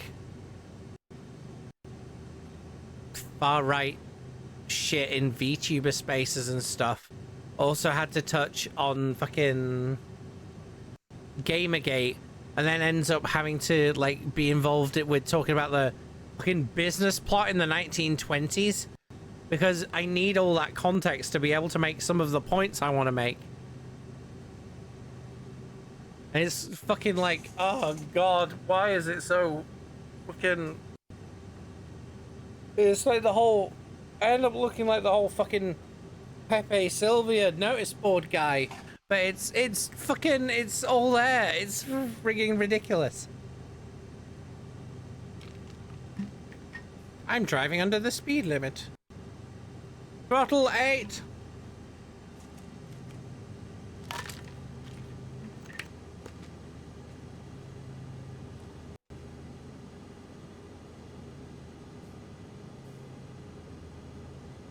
Yeah, the brakes are all released. That's fine. Oh, there's a train coming the other way. Cool.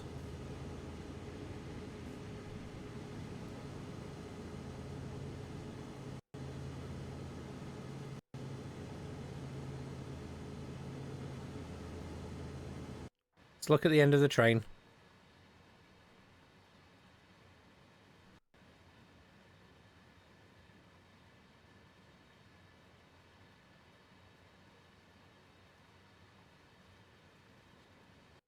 Oh. Here he comes. Past the end. Oh, they've got a longer train than us.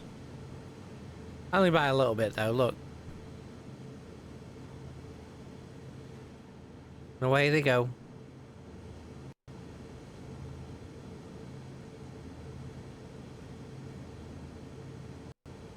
I mean, practically that, Krill.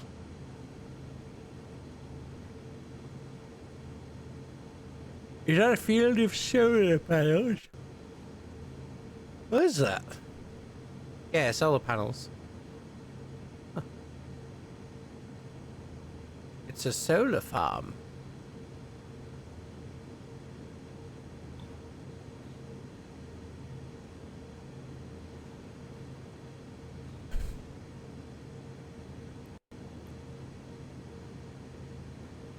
I'm slowly gaining speed.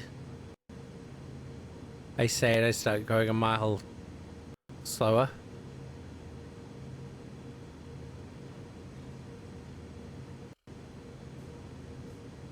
Oh, I can't stop fucking yawning. What the fuck is up with me?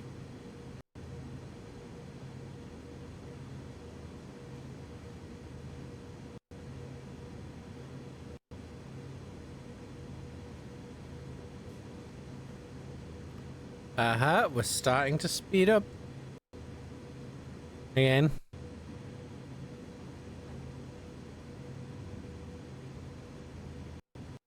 But that's how I know I'm in California is the solar farms. Oh.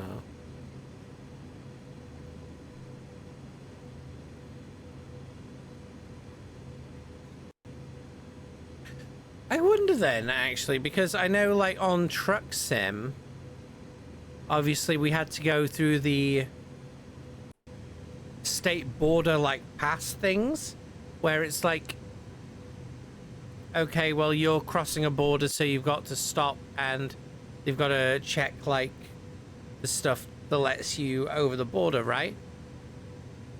I wonder how that works for trades and stuff like that. Like, whether...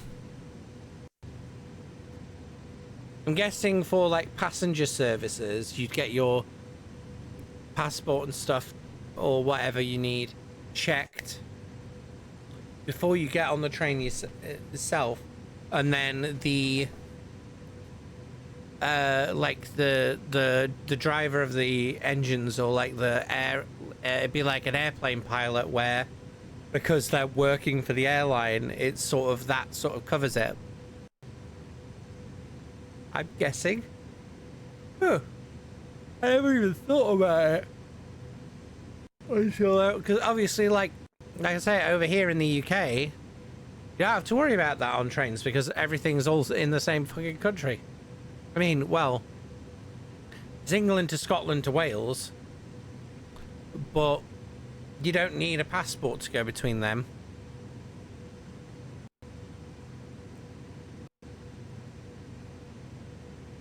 So it's not like there's, like, checkpoints or whatever.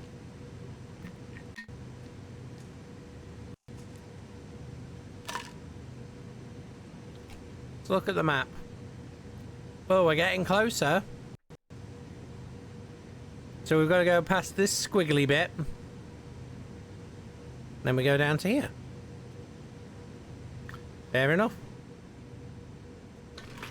Little, trailer park, caravan park.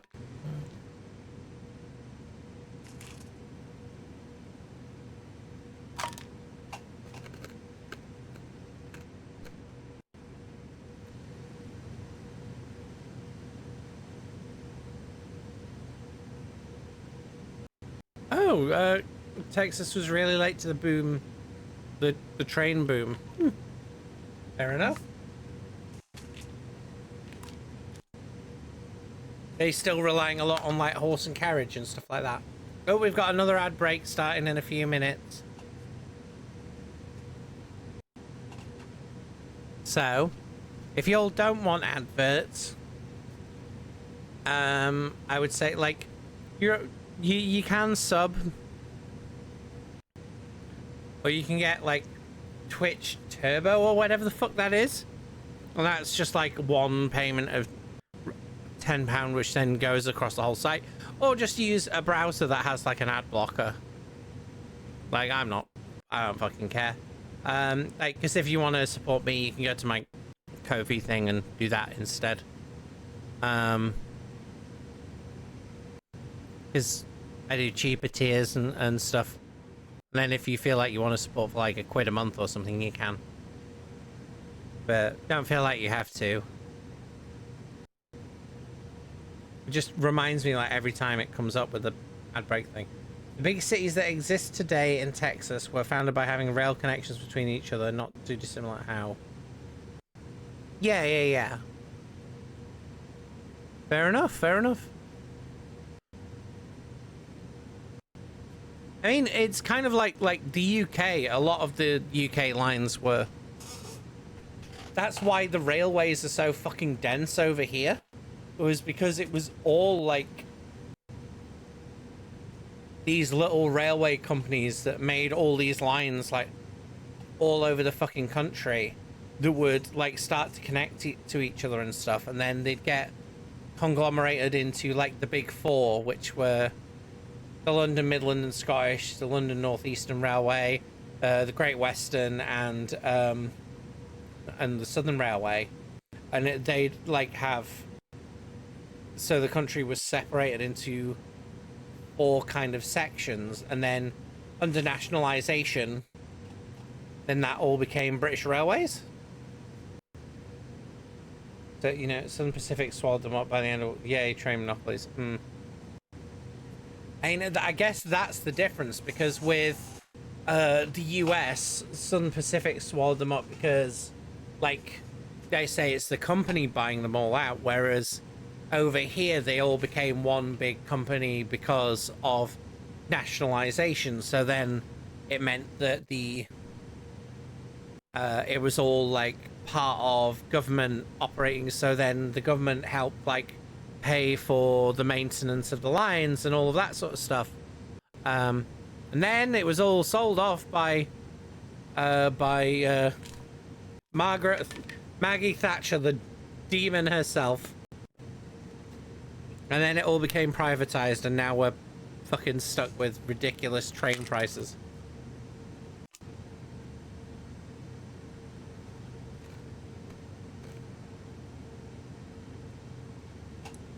Oh.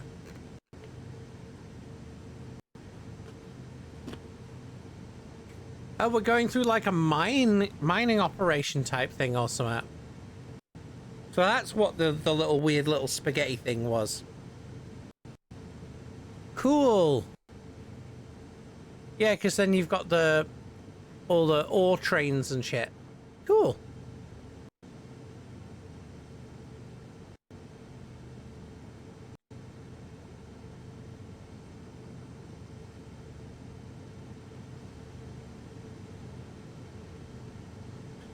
I mean, they did make some mistakes as well, but then Thatcher used that as an excuse to like sell it all off to companies, which, from what I understand anyway.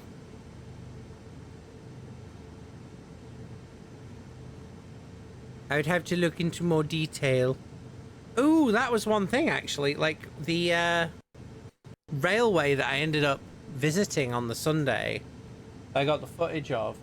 The Lakeside and Haverthwaite Railway has the only 2 preserved Fairburn locomotives in the world, both on that line. Like, one of them was in the engine shed, one of them's currently undergoing like maintenance and repairs to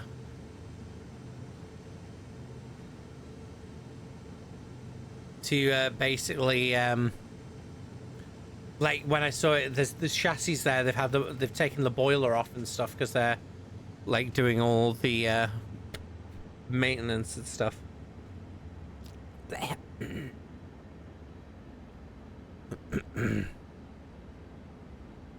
Or maybe I do need throttle 2 just to keep it going a little.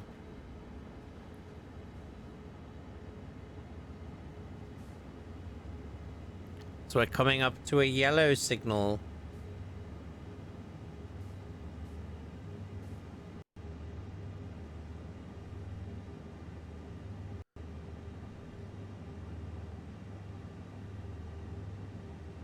So I was debating, like, when I was looking at it, I was like, oh, you know what would be cool for the model railway would be buying a Fairburn engine. They use a lot of, like, the Barclay tanks as well.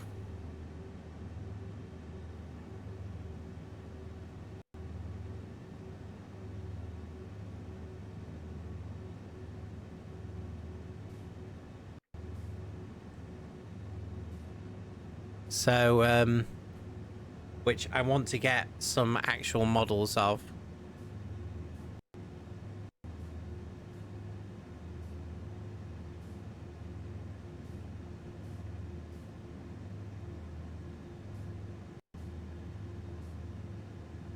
We're almost there, only 2.5 miles. Well, almost 2.5.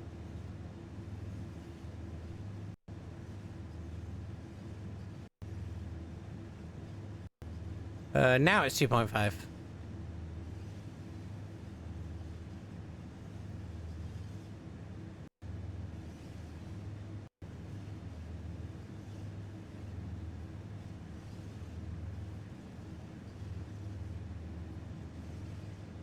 Yeah, no, BS credit, hate everything you don't hate everything they did, hate how they execute the whole dieselization plan by crapping out diesels that didn't get tested properly. Yep.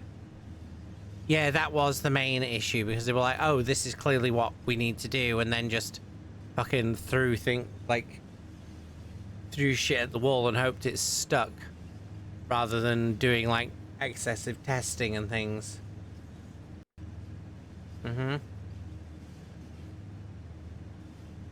Whereas if they'd actually, like, taken the time with it, then it probably would have been way more successful. Again, then, because of those issues with it, that's what Thatcher used as an excuse. Like, oh, well, clearly this doesn't work, let's sell it to companies, and then that fucked everyone over.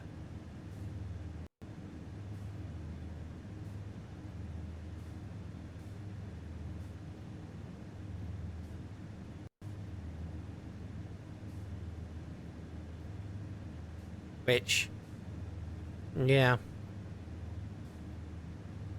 Oh, and the Lakeside and Haverthwaite Railway, the Lakeside and Haverthwaite Railway that we went on. I say that I went on. Like, that little branch line was originally shut down during the beaching cuts, and then they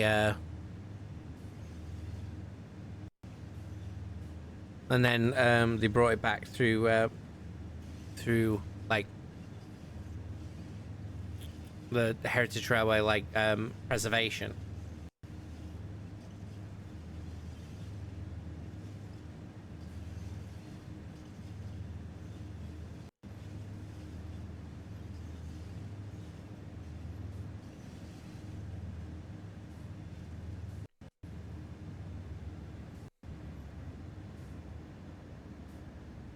Okay, if we're on a flat now,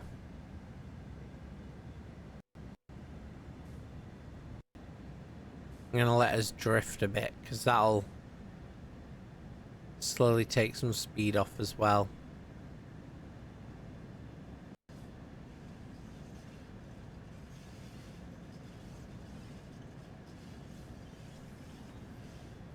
Which, I mean, we've still got however many thousand feet. But if I'm starting now, especially because we're hitting so many yellow signals, right, the speed limit already came down, so...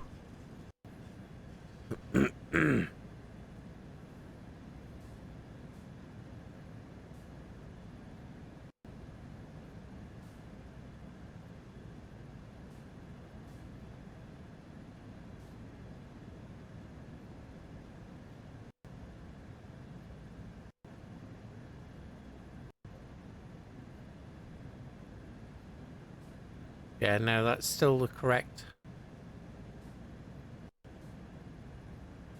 Okay, we're at a slight decline, so I can just, if I'm leaving it coasting, I can keep an eye on everything and make sure I'm not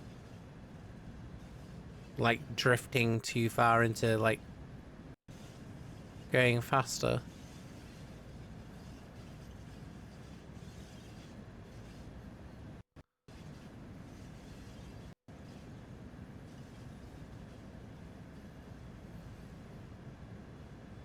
Where the fuck is the stop? I thought it was round this corner, like in this yard, but it's actually a bit further on. Look at all those trucks. Look at what they need to mimic a fraction of our power. Or whatever the line is. So many lorries.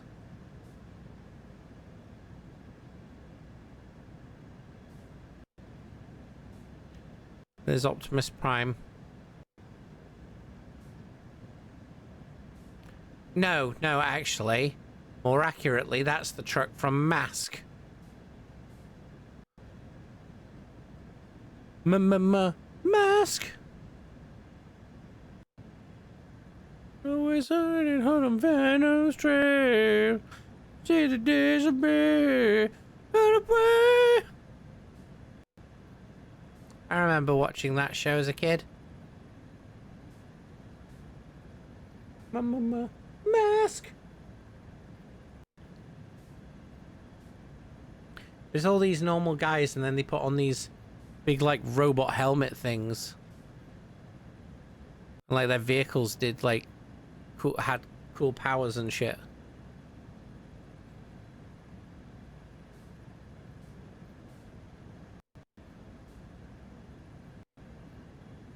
So there was like one dude in a car and the leader had like a truck that was like that one that we just passed.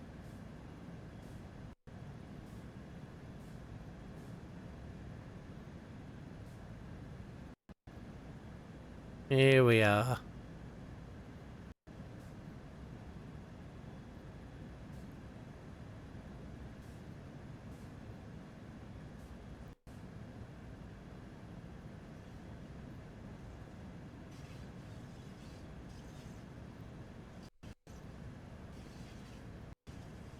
Here we are.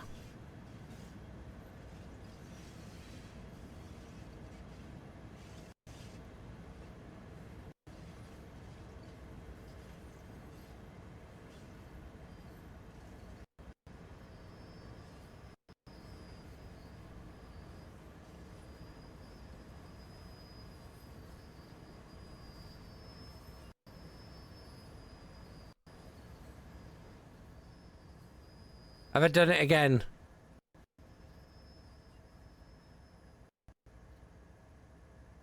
Fuck.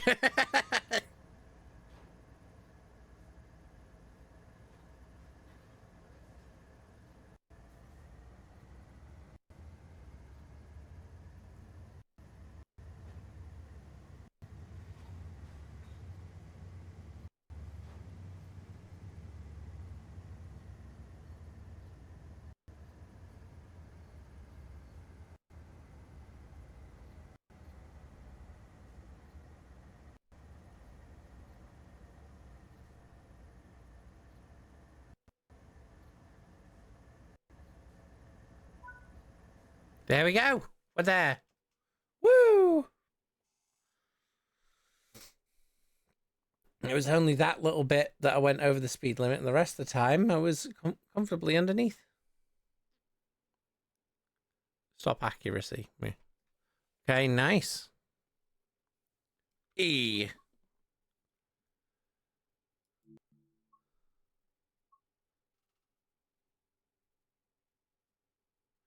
Okay. Do we do more on this line, do you reckon? Or do we... Let's go to the main menu. Let's see what other services we've got. Actually.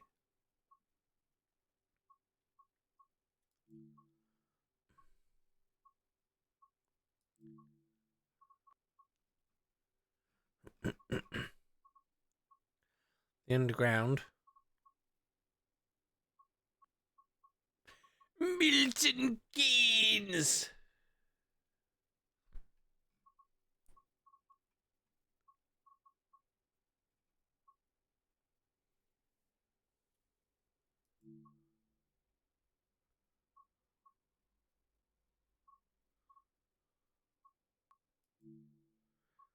Peak Forest Route introduction.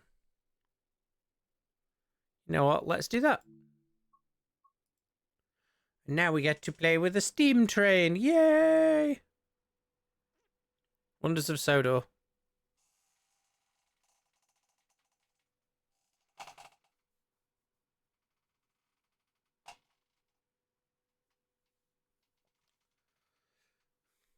Ambergate, Chinley and Buxton. Ooh. Welcome to Buxton, located in Derbyshire in the north of England. Ooh, Derbyshire. Step back in time and discover the of the steam era. Climb iconic living locomotives hungry for coal and water, and work hard on busy passenger and freight services across the Peak District. Press E to begin. There's a route map over there. Fix that while you're here. Okay. There are more tasks to find. Be sure to Oh, Matlock. Okay. And Bakewell. the Bakewell tart. I've been to Bakewell and to Matlock. Board the train before departure. Ah. Oh, no, it's on the outside. Whoops. Ooh, and a little... Ah, I've fallen down the inspection pit.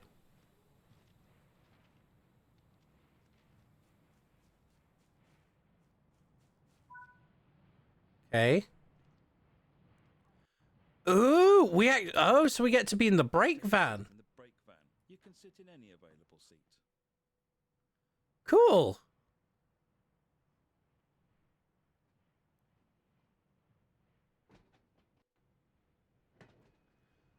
This is awesome. Buxton Railway Station was opened in 1863 to service two different railway lines. Midland Railway's Manchester, Buxton, Matlock and Midland Junction Railway, and LNWR's extension to the Stockport, Disley and Whaley Bridge Railway. Originally, LNWR and Midland Railway had wanted separate stations, but town planners were worried that two stations would damage the character of the town. Consequently, both station buildings were built side by side with identical frontages designed by Joseph Paxton.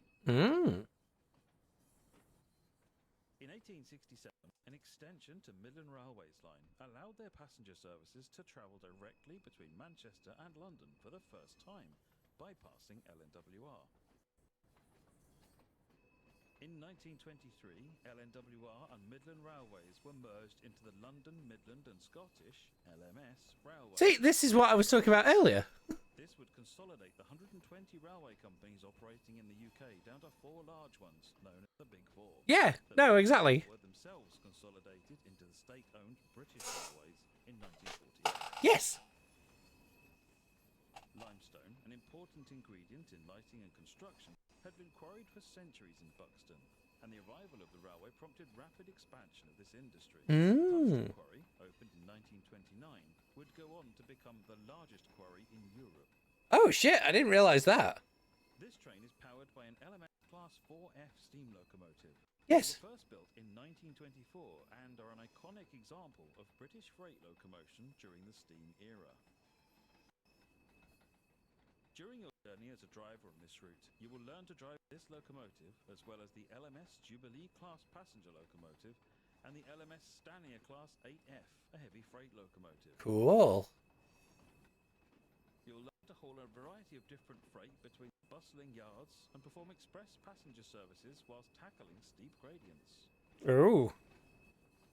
Learn all there is to know about operating these iconic locomotives. Welcome to Train Sim World, Peak Forest Railway, Ambergate to Chinley and Buxton. Dunk. Next training module, Stanier Jubilee Class 6P. Let's have a look. And this is where it gets super complicated.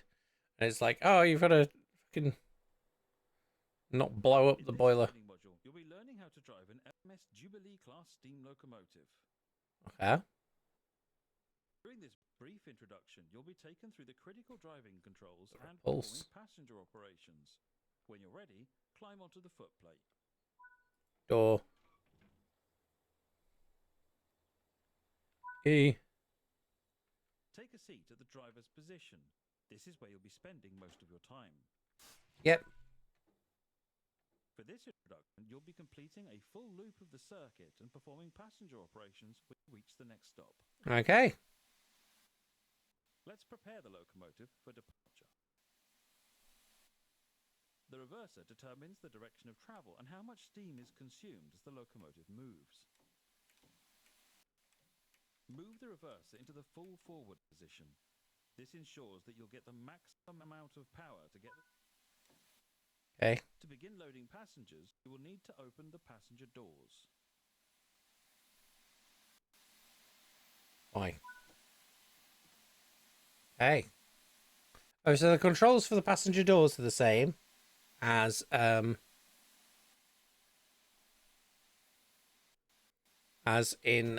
Wonders of Sodor. So that's good. That's a transferable skill.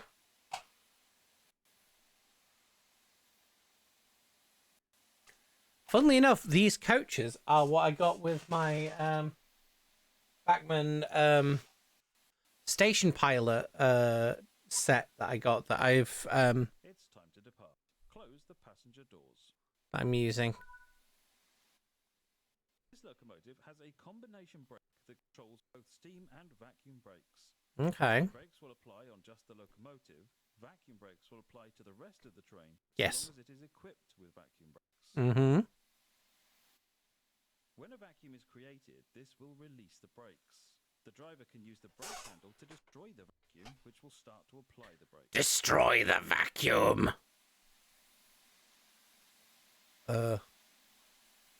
Wait. Combination brake to release. To create a vacuum, you should use the ejectors. Oh, Jesus. Okay. The small ejector should be left open when the train is running. The large ejector can be used to more quickly increase the vacuum after coupling or heavy braking. Open the cylinder cocks to remove any water from the cylinders after the locomotive has been left standing. Water in the cylinders can damage the locomotive as it does not compress like steam. Okay. The regulator acts like the throttle for steam locomotives. It controls how much steam is delivered into the cylinders. Slowly open the regulator to apply some power. Remember that...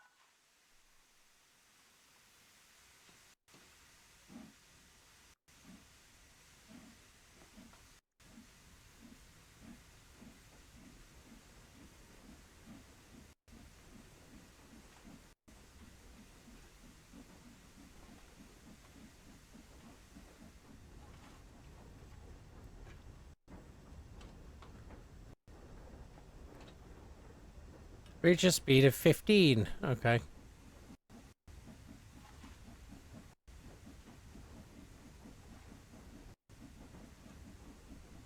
Oh, it's showing me kilometers per hour. I was...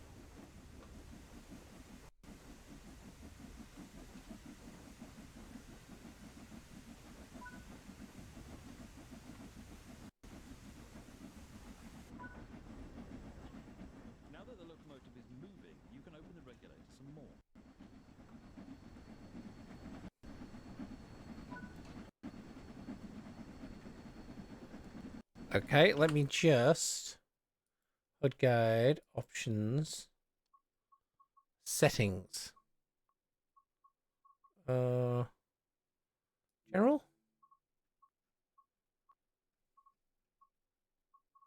No.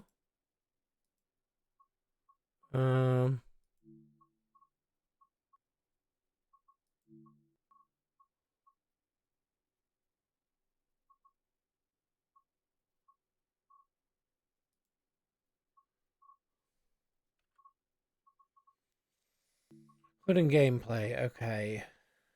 Single marker. Next track monitor.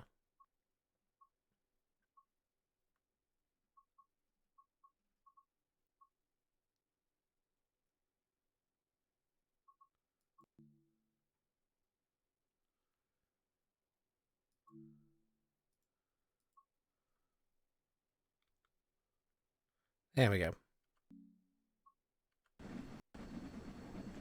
There we are. Now we're in miles per hour.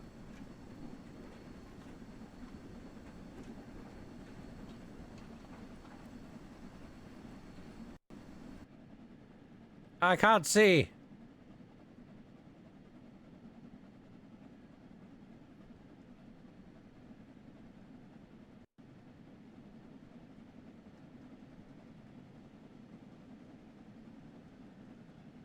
Whee!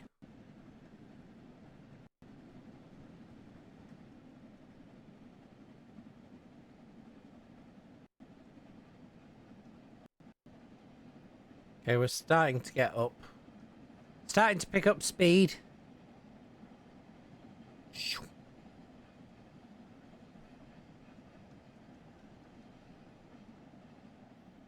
And the fireman and the firewoman in this case sticks their head out the window as well. Cool. Shovel.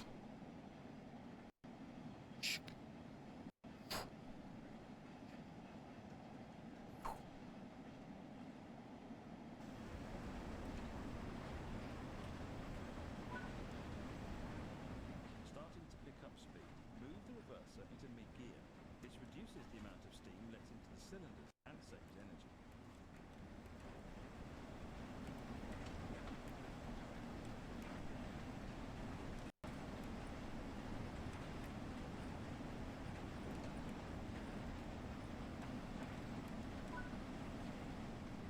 This class of locomotive was built between 1934 and 1936 and nicknamed Jubilee, after one of its class was named Silver Jubilee, in recognition of the Silver Jubilee of George V.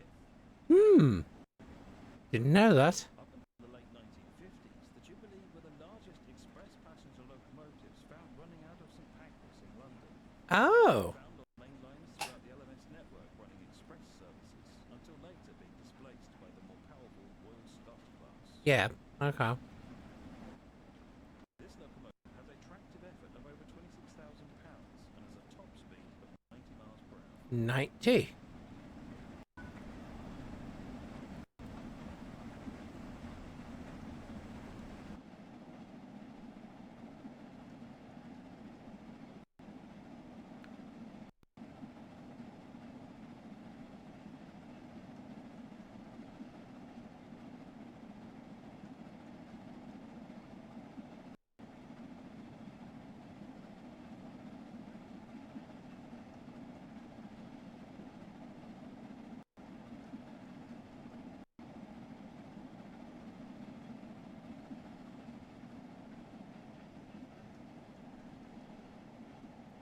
Don't need the regulator open if I've changed the gears.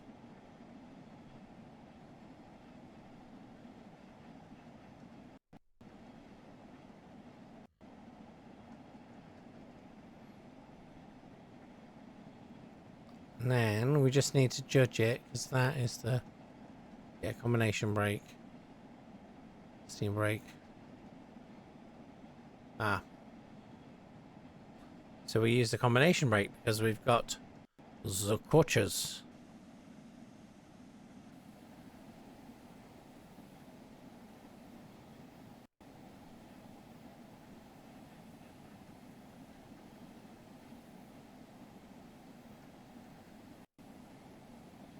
Now we need to try and nail doing the stops. I just realised it's dark outside now.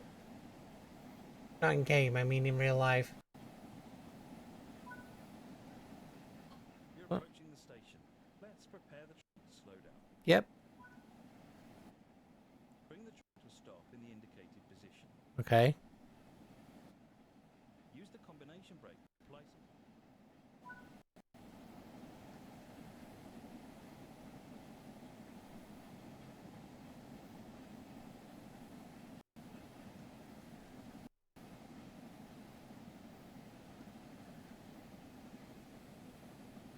So using the combination brake.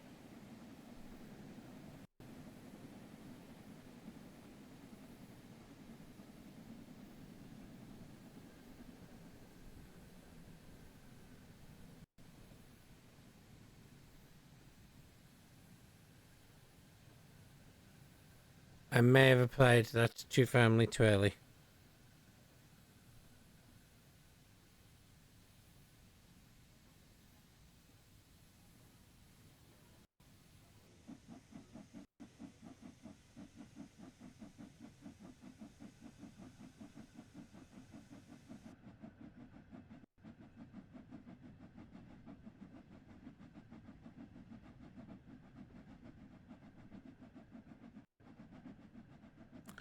Whoops.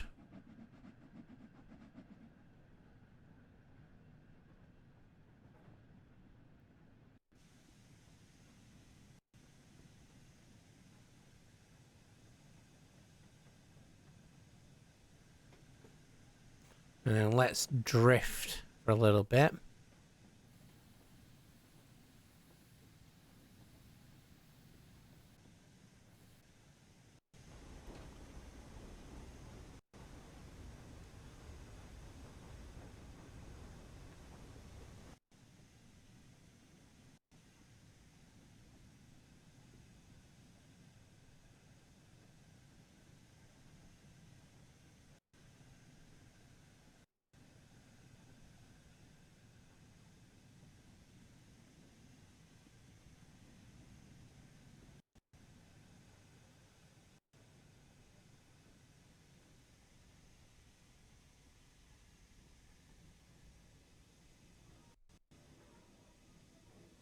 Ah, have I done it again?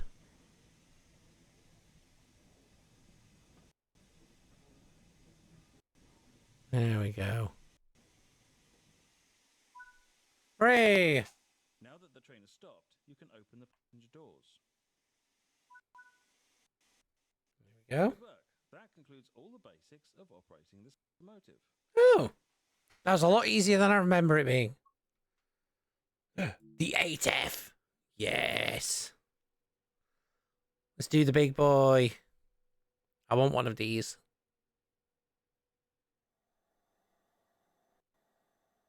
In this training module, you'll be learning how to drive an LMS Stanier Class 8F steam locomotive. Cool. During this brief introduction, you'll be taken through the critical driving controls and performing freight operations. Climb onto the footplate. Okay.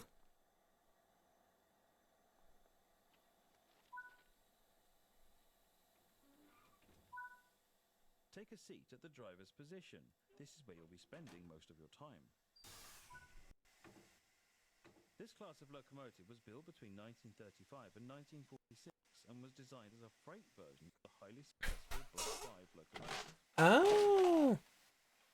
A total of 852 of this class were built and were in active service around the world until 1964, when withdrawal of the class began. They spelled withdrawal wrong. Surviving preservation.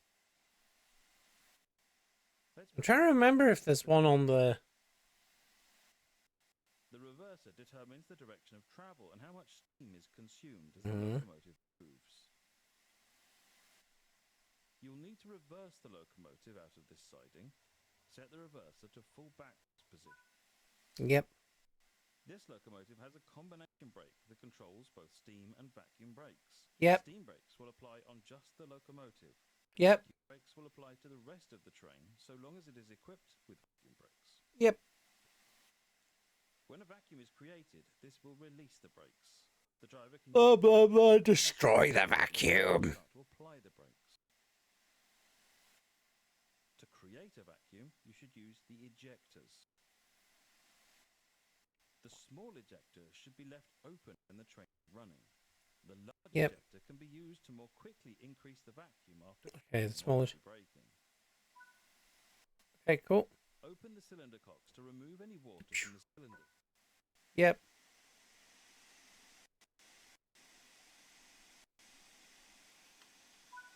Mm-hmm. The regulator acts like the throttle for steam locomotives. It controls how much steam is delivered into the cylinders. These locomotives have a tractive effort of 32,000 pounds and have a top speed of 43 miles per hour.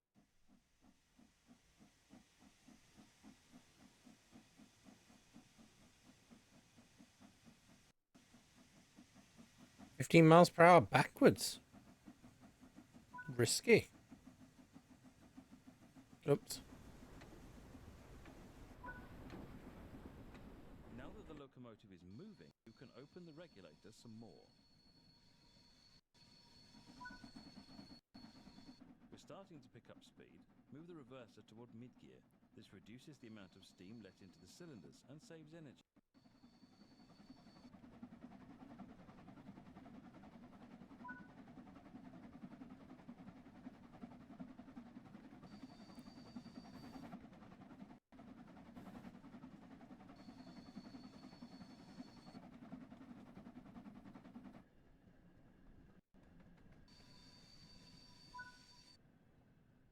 You're approaching the wagons. Let's prepare the train to slow down.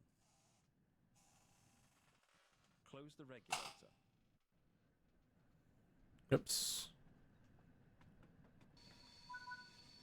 Regulator's closed. Move the locomotive over to the wagons and prepare to couple up. Begin by slowly opening the regulator to get the locomotive moving. When coupling to a train, make sure you're keeping to a slow speed and that you stop just before the buffers.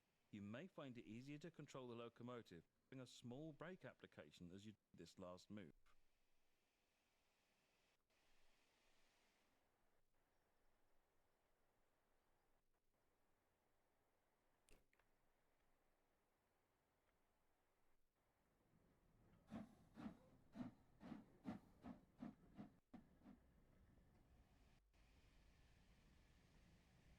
There we go.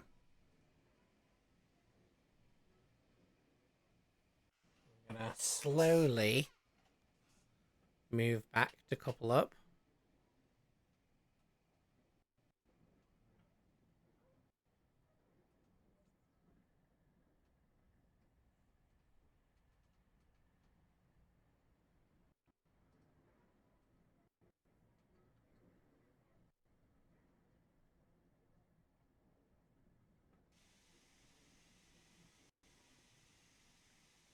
And then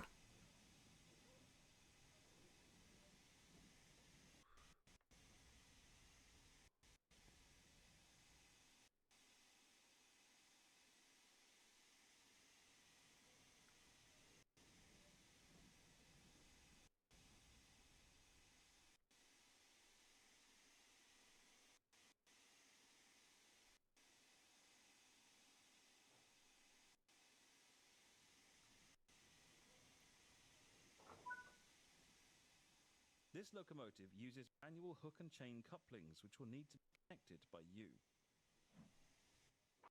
You can couple or uncouple from either an external camera or on foot. Let's connect the formation using the external camera. Access the external camera. okay. 3. Couple the locomotive to the freight wagons.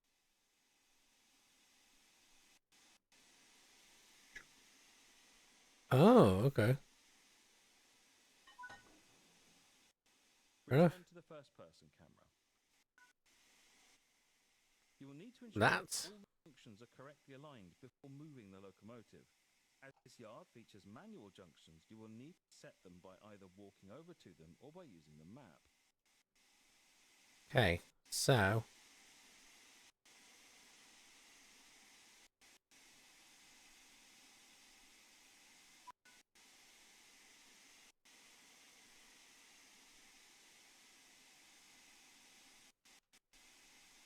that correct?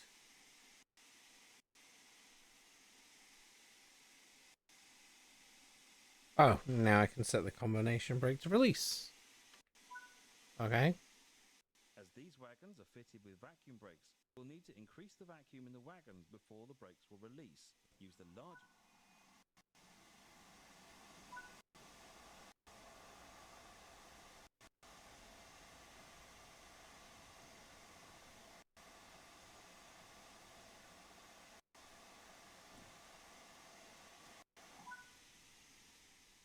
The brakes are now released and we can get moving.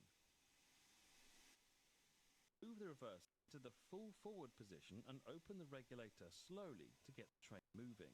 Remember that applying too much power too early can cause wheel slip. The train is now moving. Bring the train to a stop in the indicated location. Okay.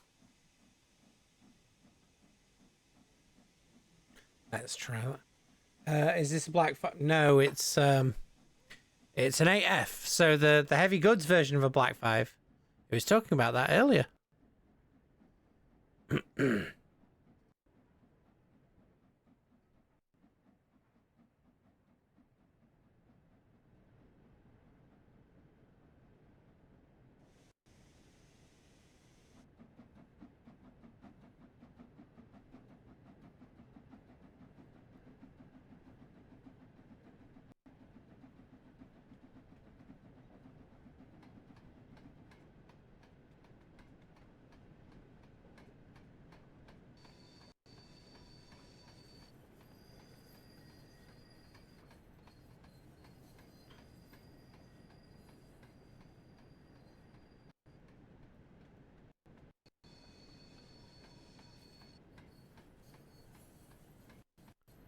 Yeah, all the rest of the...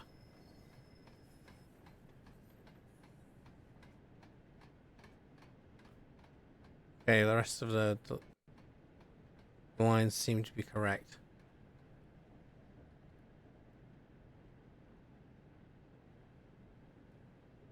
Track 3. Navigation hub, track 2. Yeah, okay, cool. Yes, that's all correct. Cool.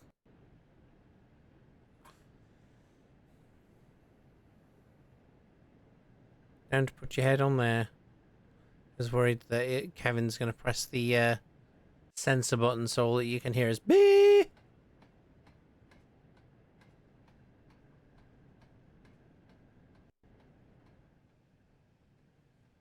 Just been doing a little bit of training.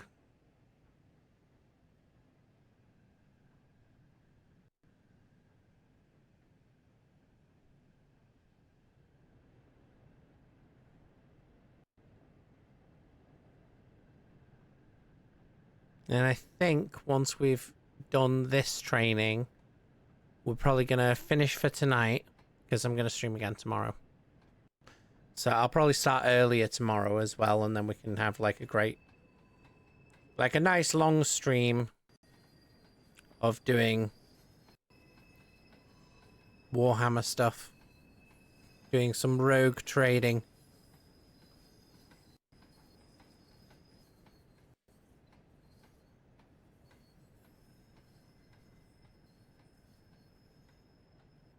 Hey, Monkey. Yes, Krell, it is. I guess because they're steam engines, they don't need as much sleep. But yeah, James and Percy, like, I'm not envious of their sleep schedules.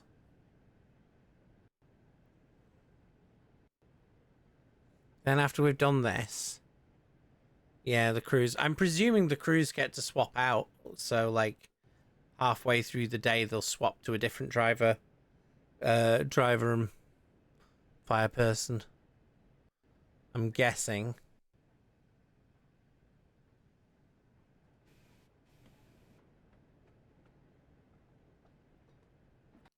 We can open the regulator a bit more.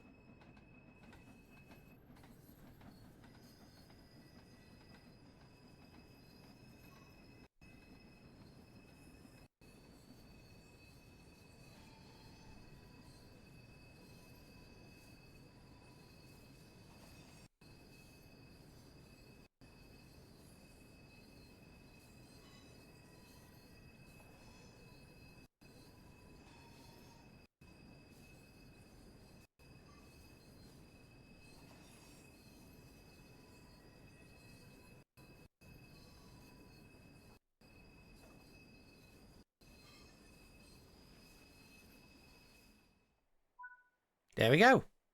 Good work. That concludes all the basics of operating this locomotive. Woo! It's actually a lot simpler than I thought it would be.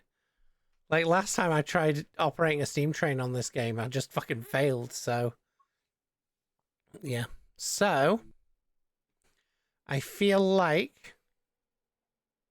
Percy has to run backwards and forth between Norfolk Falcon and Knapford Harbour will also be the pilot of Knapford. Yeah. True, true. Well, that's why I'm hoping, like, they will get some DLC so there's more engines, because then, like, because I'm presuming in an actual railway situation, Percy wouldn't have to do all that. Yeah. Right, so what we're going to do, we are going to call this stream here, because we're going to do a way longer stream tomorrow. So, let's find someone to raid. Whoops. What are you saying? Diesel gets the easy work. So,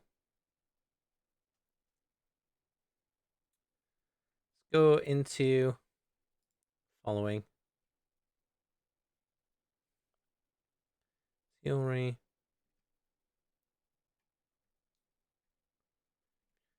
More. Oh, Mac's on, so we could do the usual Mac raid.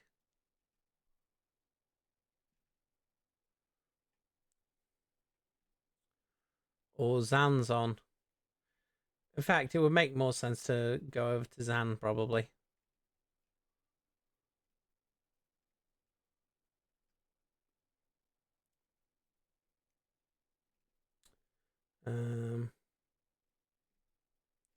We've got whoops.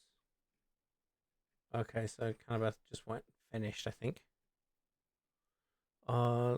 Limes. Bow.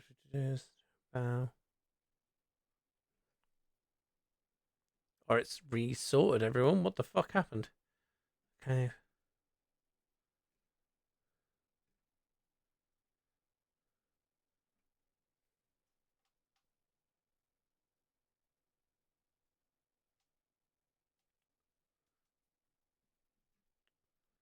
Yeah, we'll do our usual, and we'll go to Zan, who's playing World of Warcraft, because we were talking about AUBZ earlier, so it makes sense to go over to Zan. So yeah. Right, so all of y'all that are in here, thank you for hanging out. Like I say, I am gonna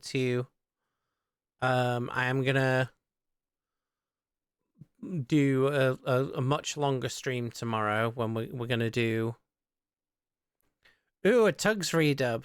Fair enough. If you need any, like, if there's any voices that I can do, let me know. Like fucking, oh, you would have appreciated one story that I had. Was Aaron, while drunk and stuff, he started doing a voice that he did that's his Carlos voice or something, and he's like, oh, this is my impression of a character for something. And I said to him, calm down, Izzy Gomez. And he's like, what does that mean? I'm like, you sound like the racist boat from Tugs. And he's like, what the fuck does that even mean? I'm like, don't fucking worry about it. Just stop doing the voice, please. So yeah. Fair enough. Yeah. Oh. Sounds just fucking disappeared. So we're gonna go and raid Zan when he reappears in his fucking little camera thing. But yeah, so I'm gonna edit more Habzargle video tonight, I think. And I've got a bunch of footage of Zan's that I need to download. Cyberpunk V necklace. Yes. Yeah, DM me the picture. And I will have a look. Yeah, we're just waiting for Zan to come back on his stream. And then we're going to jump over there. But, yeah, so tonight I'm going to edit some more AUBZ video stuff. And like I say, once the whole thing's finished and uploaded and everything, we can go over it on stream, and we can all watch it together. So yeah, I do have a bunch of videos from Zan that I need to download on Discord too. So that's the plan. Yeah, so we're gonna do some more rogue trading tomorrow. So until then, thank you for hanging out with me today for a little bit of Train Sim World. Hopefully see you all tomorrow. Don't forget to love each other, and the only good fascist is the fucking dead one. Bye.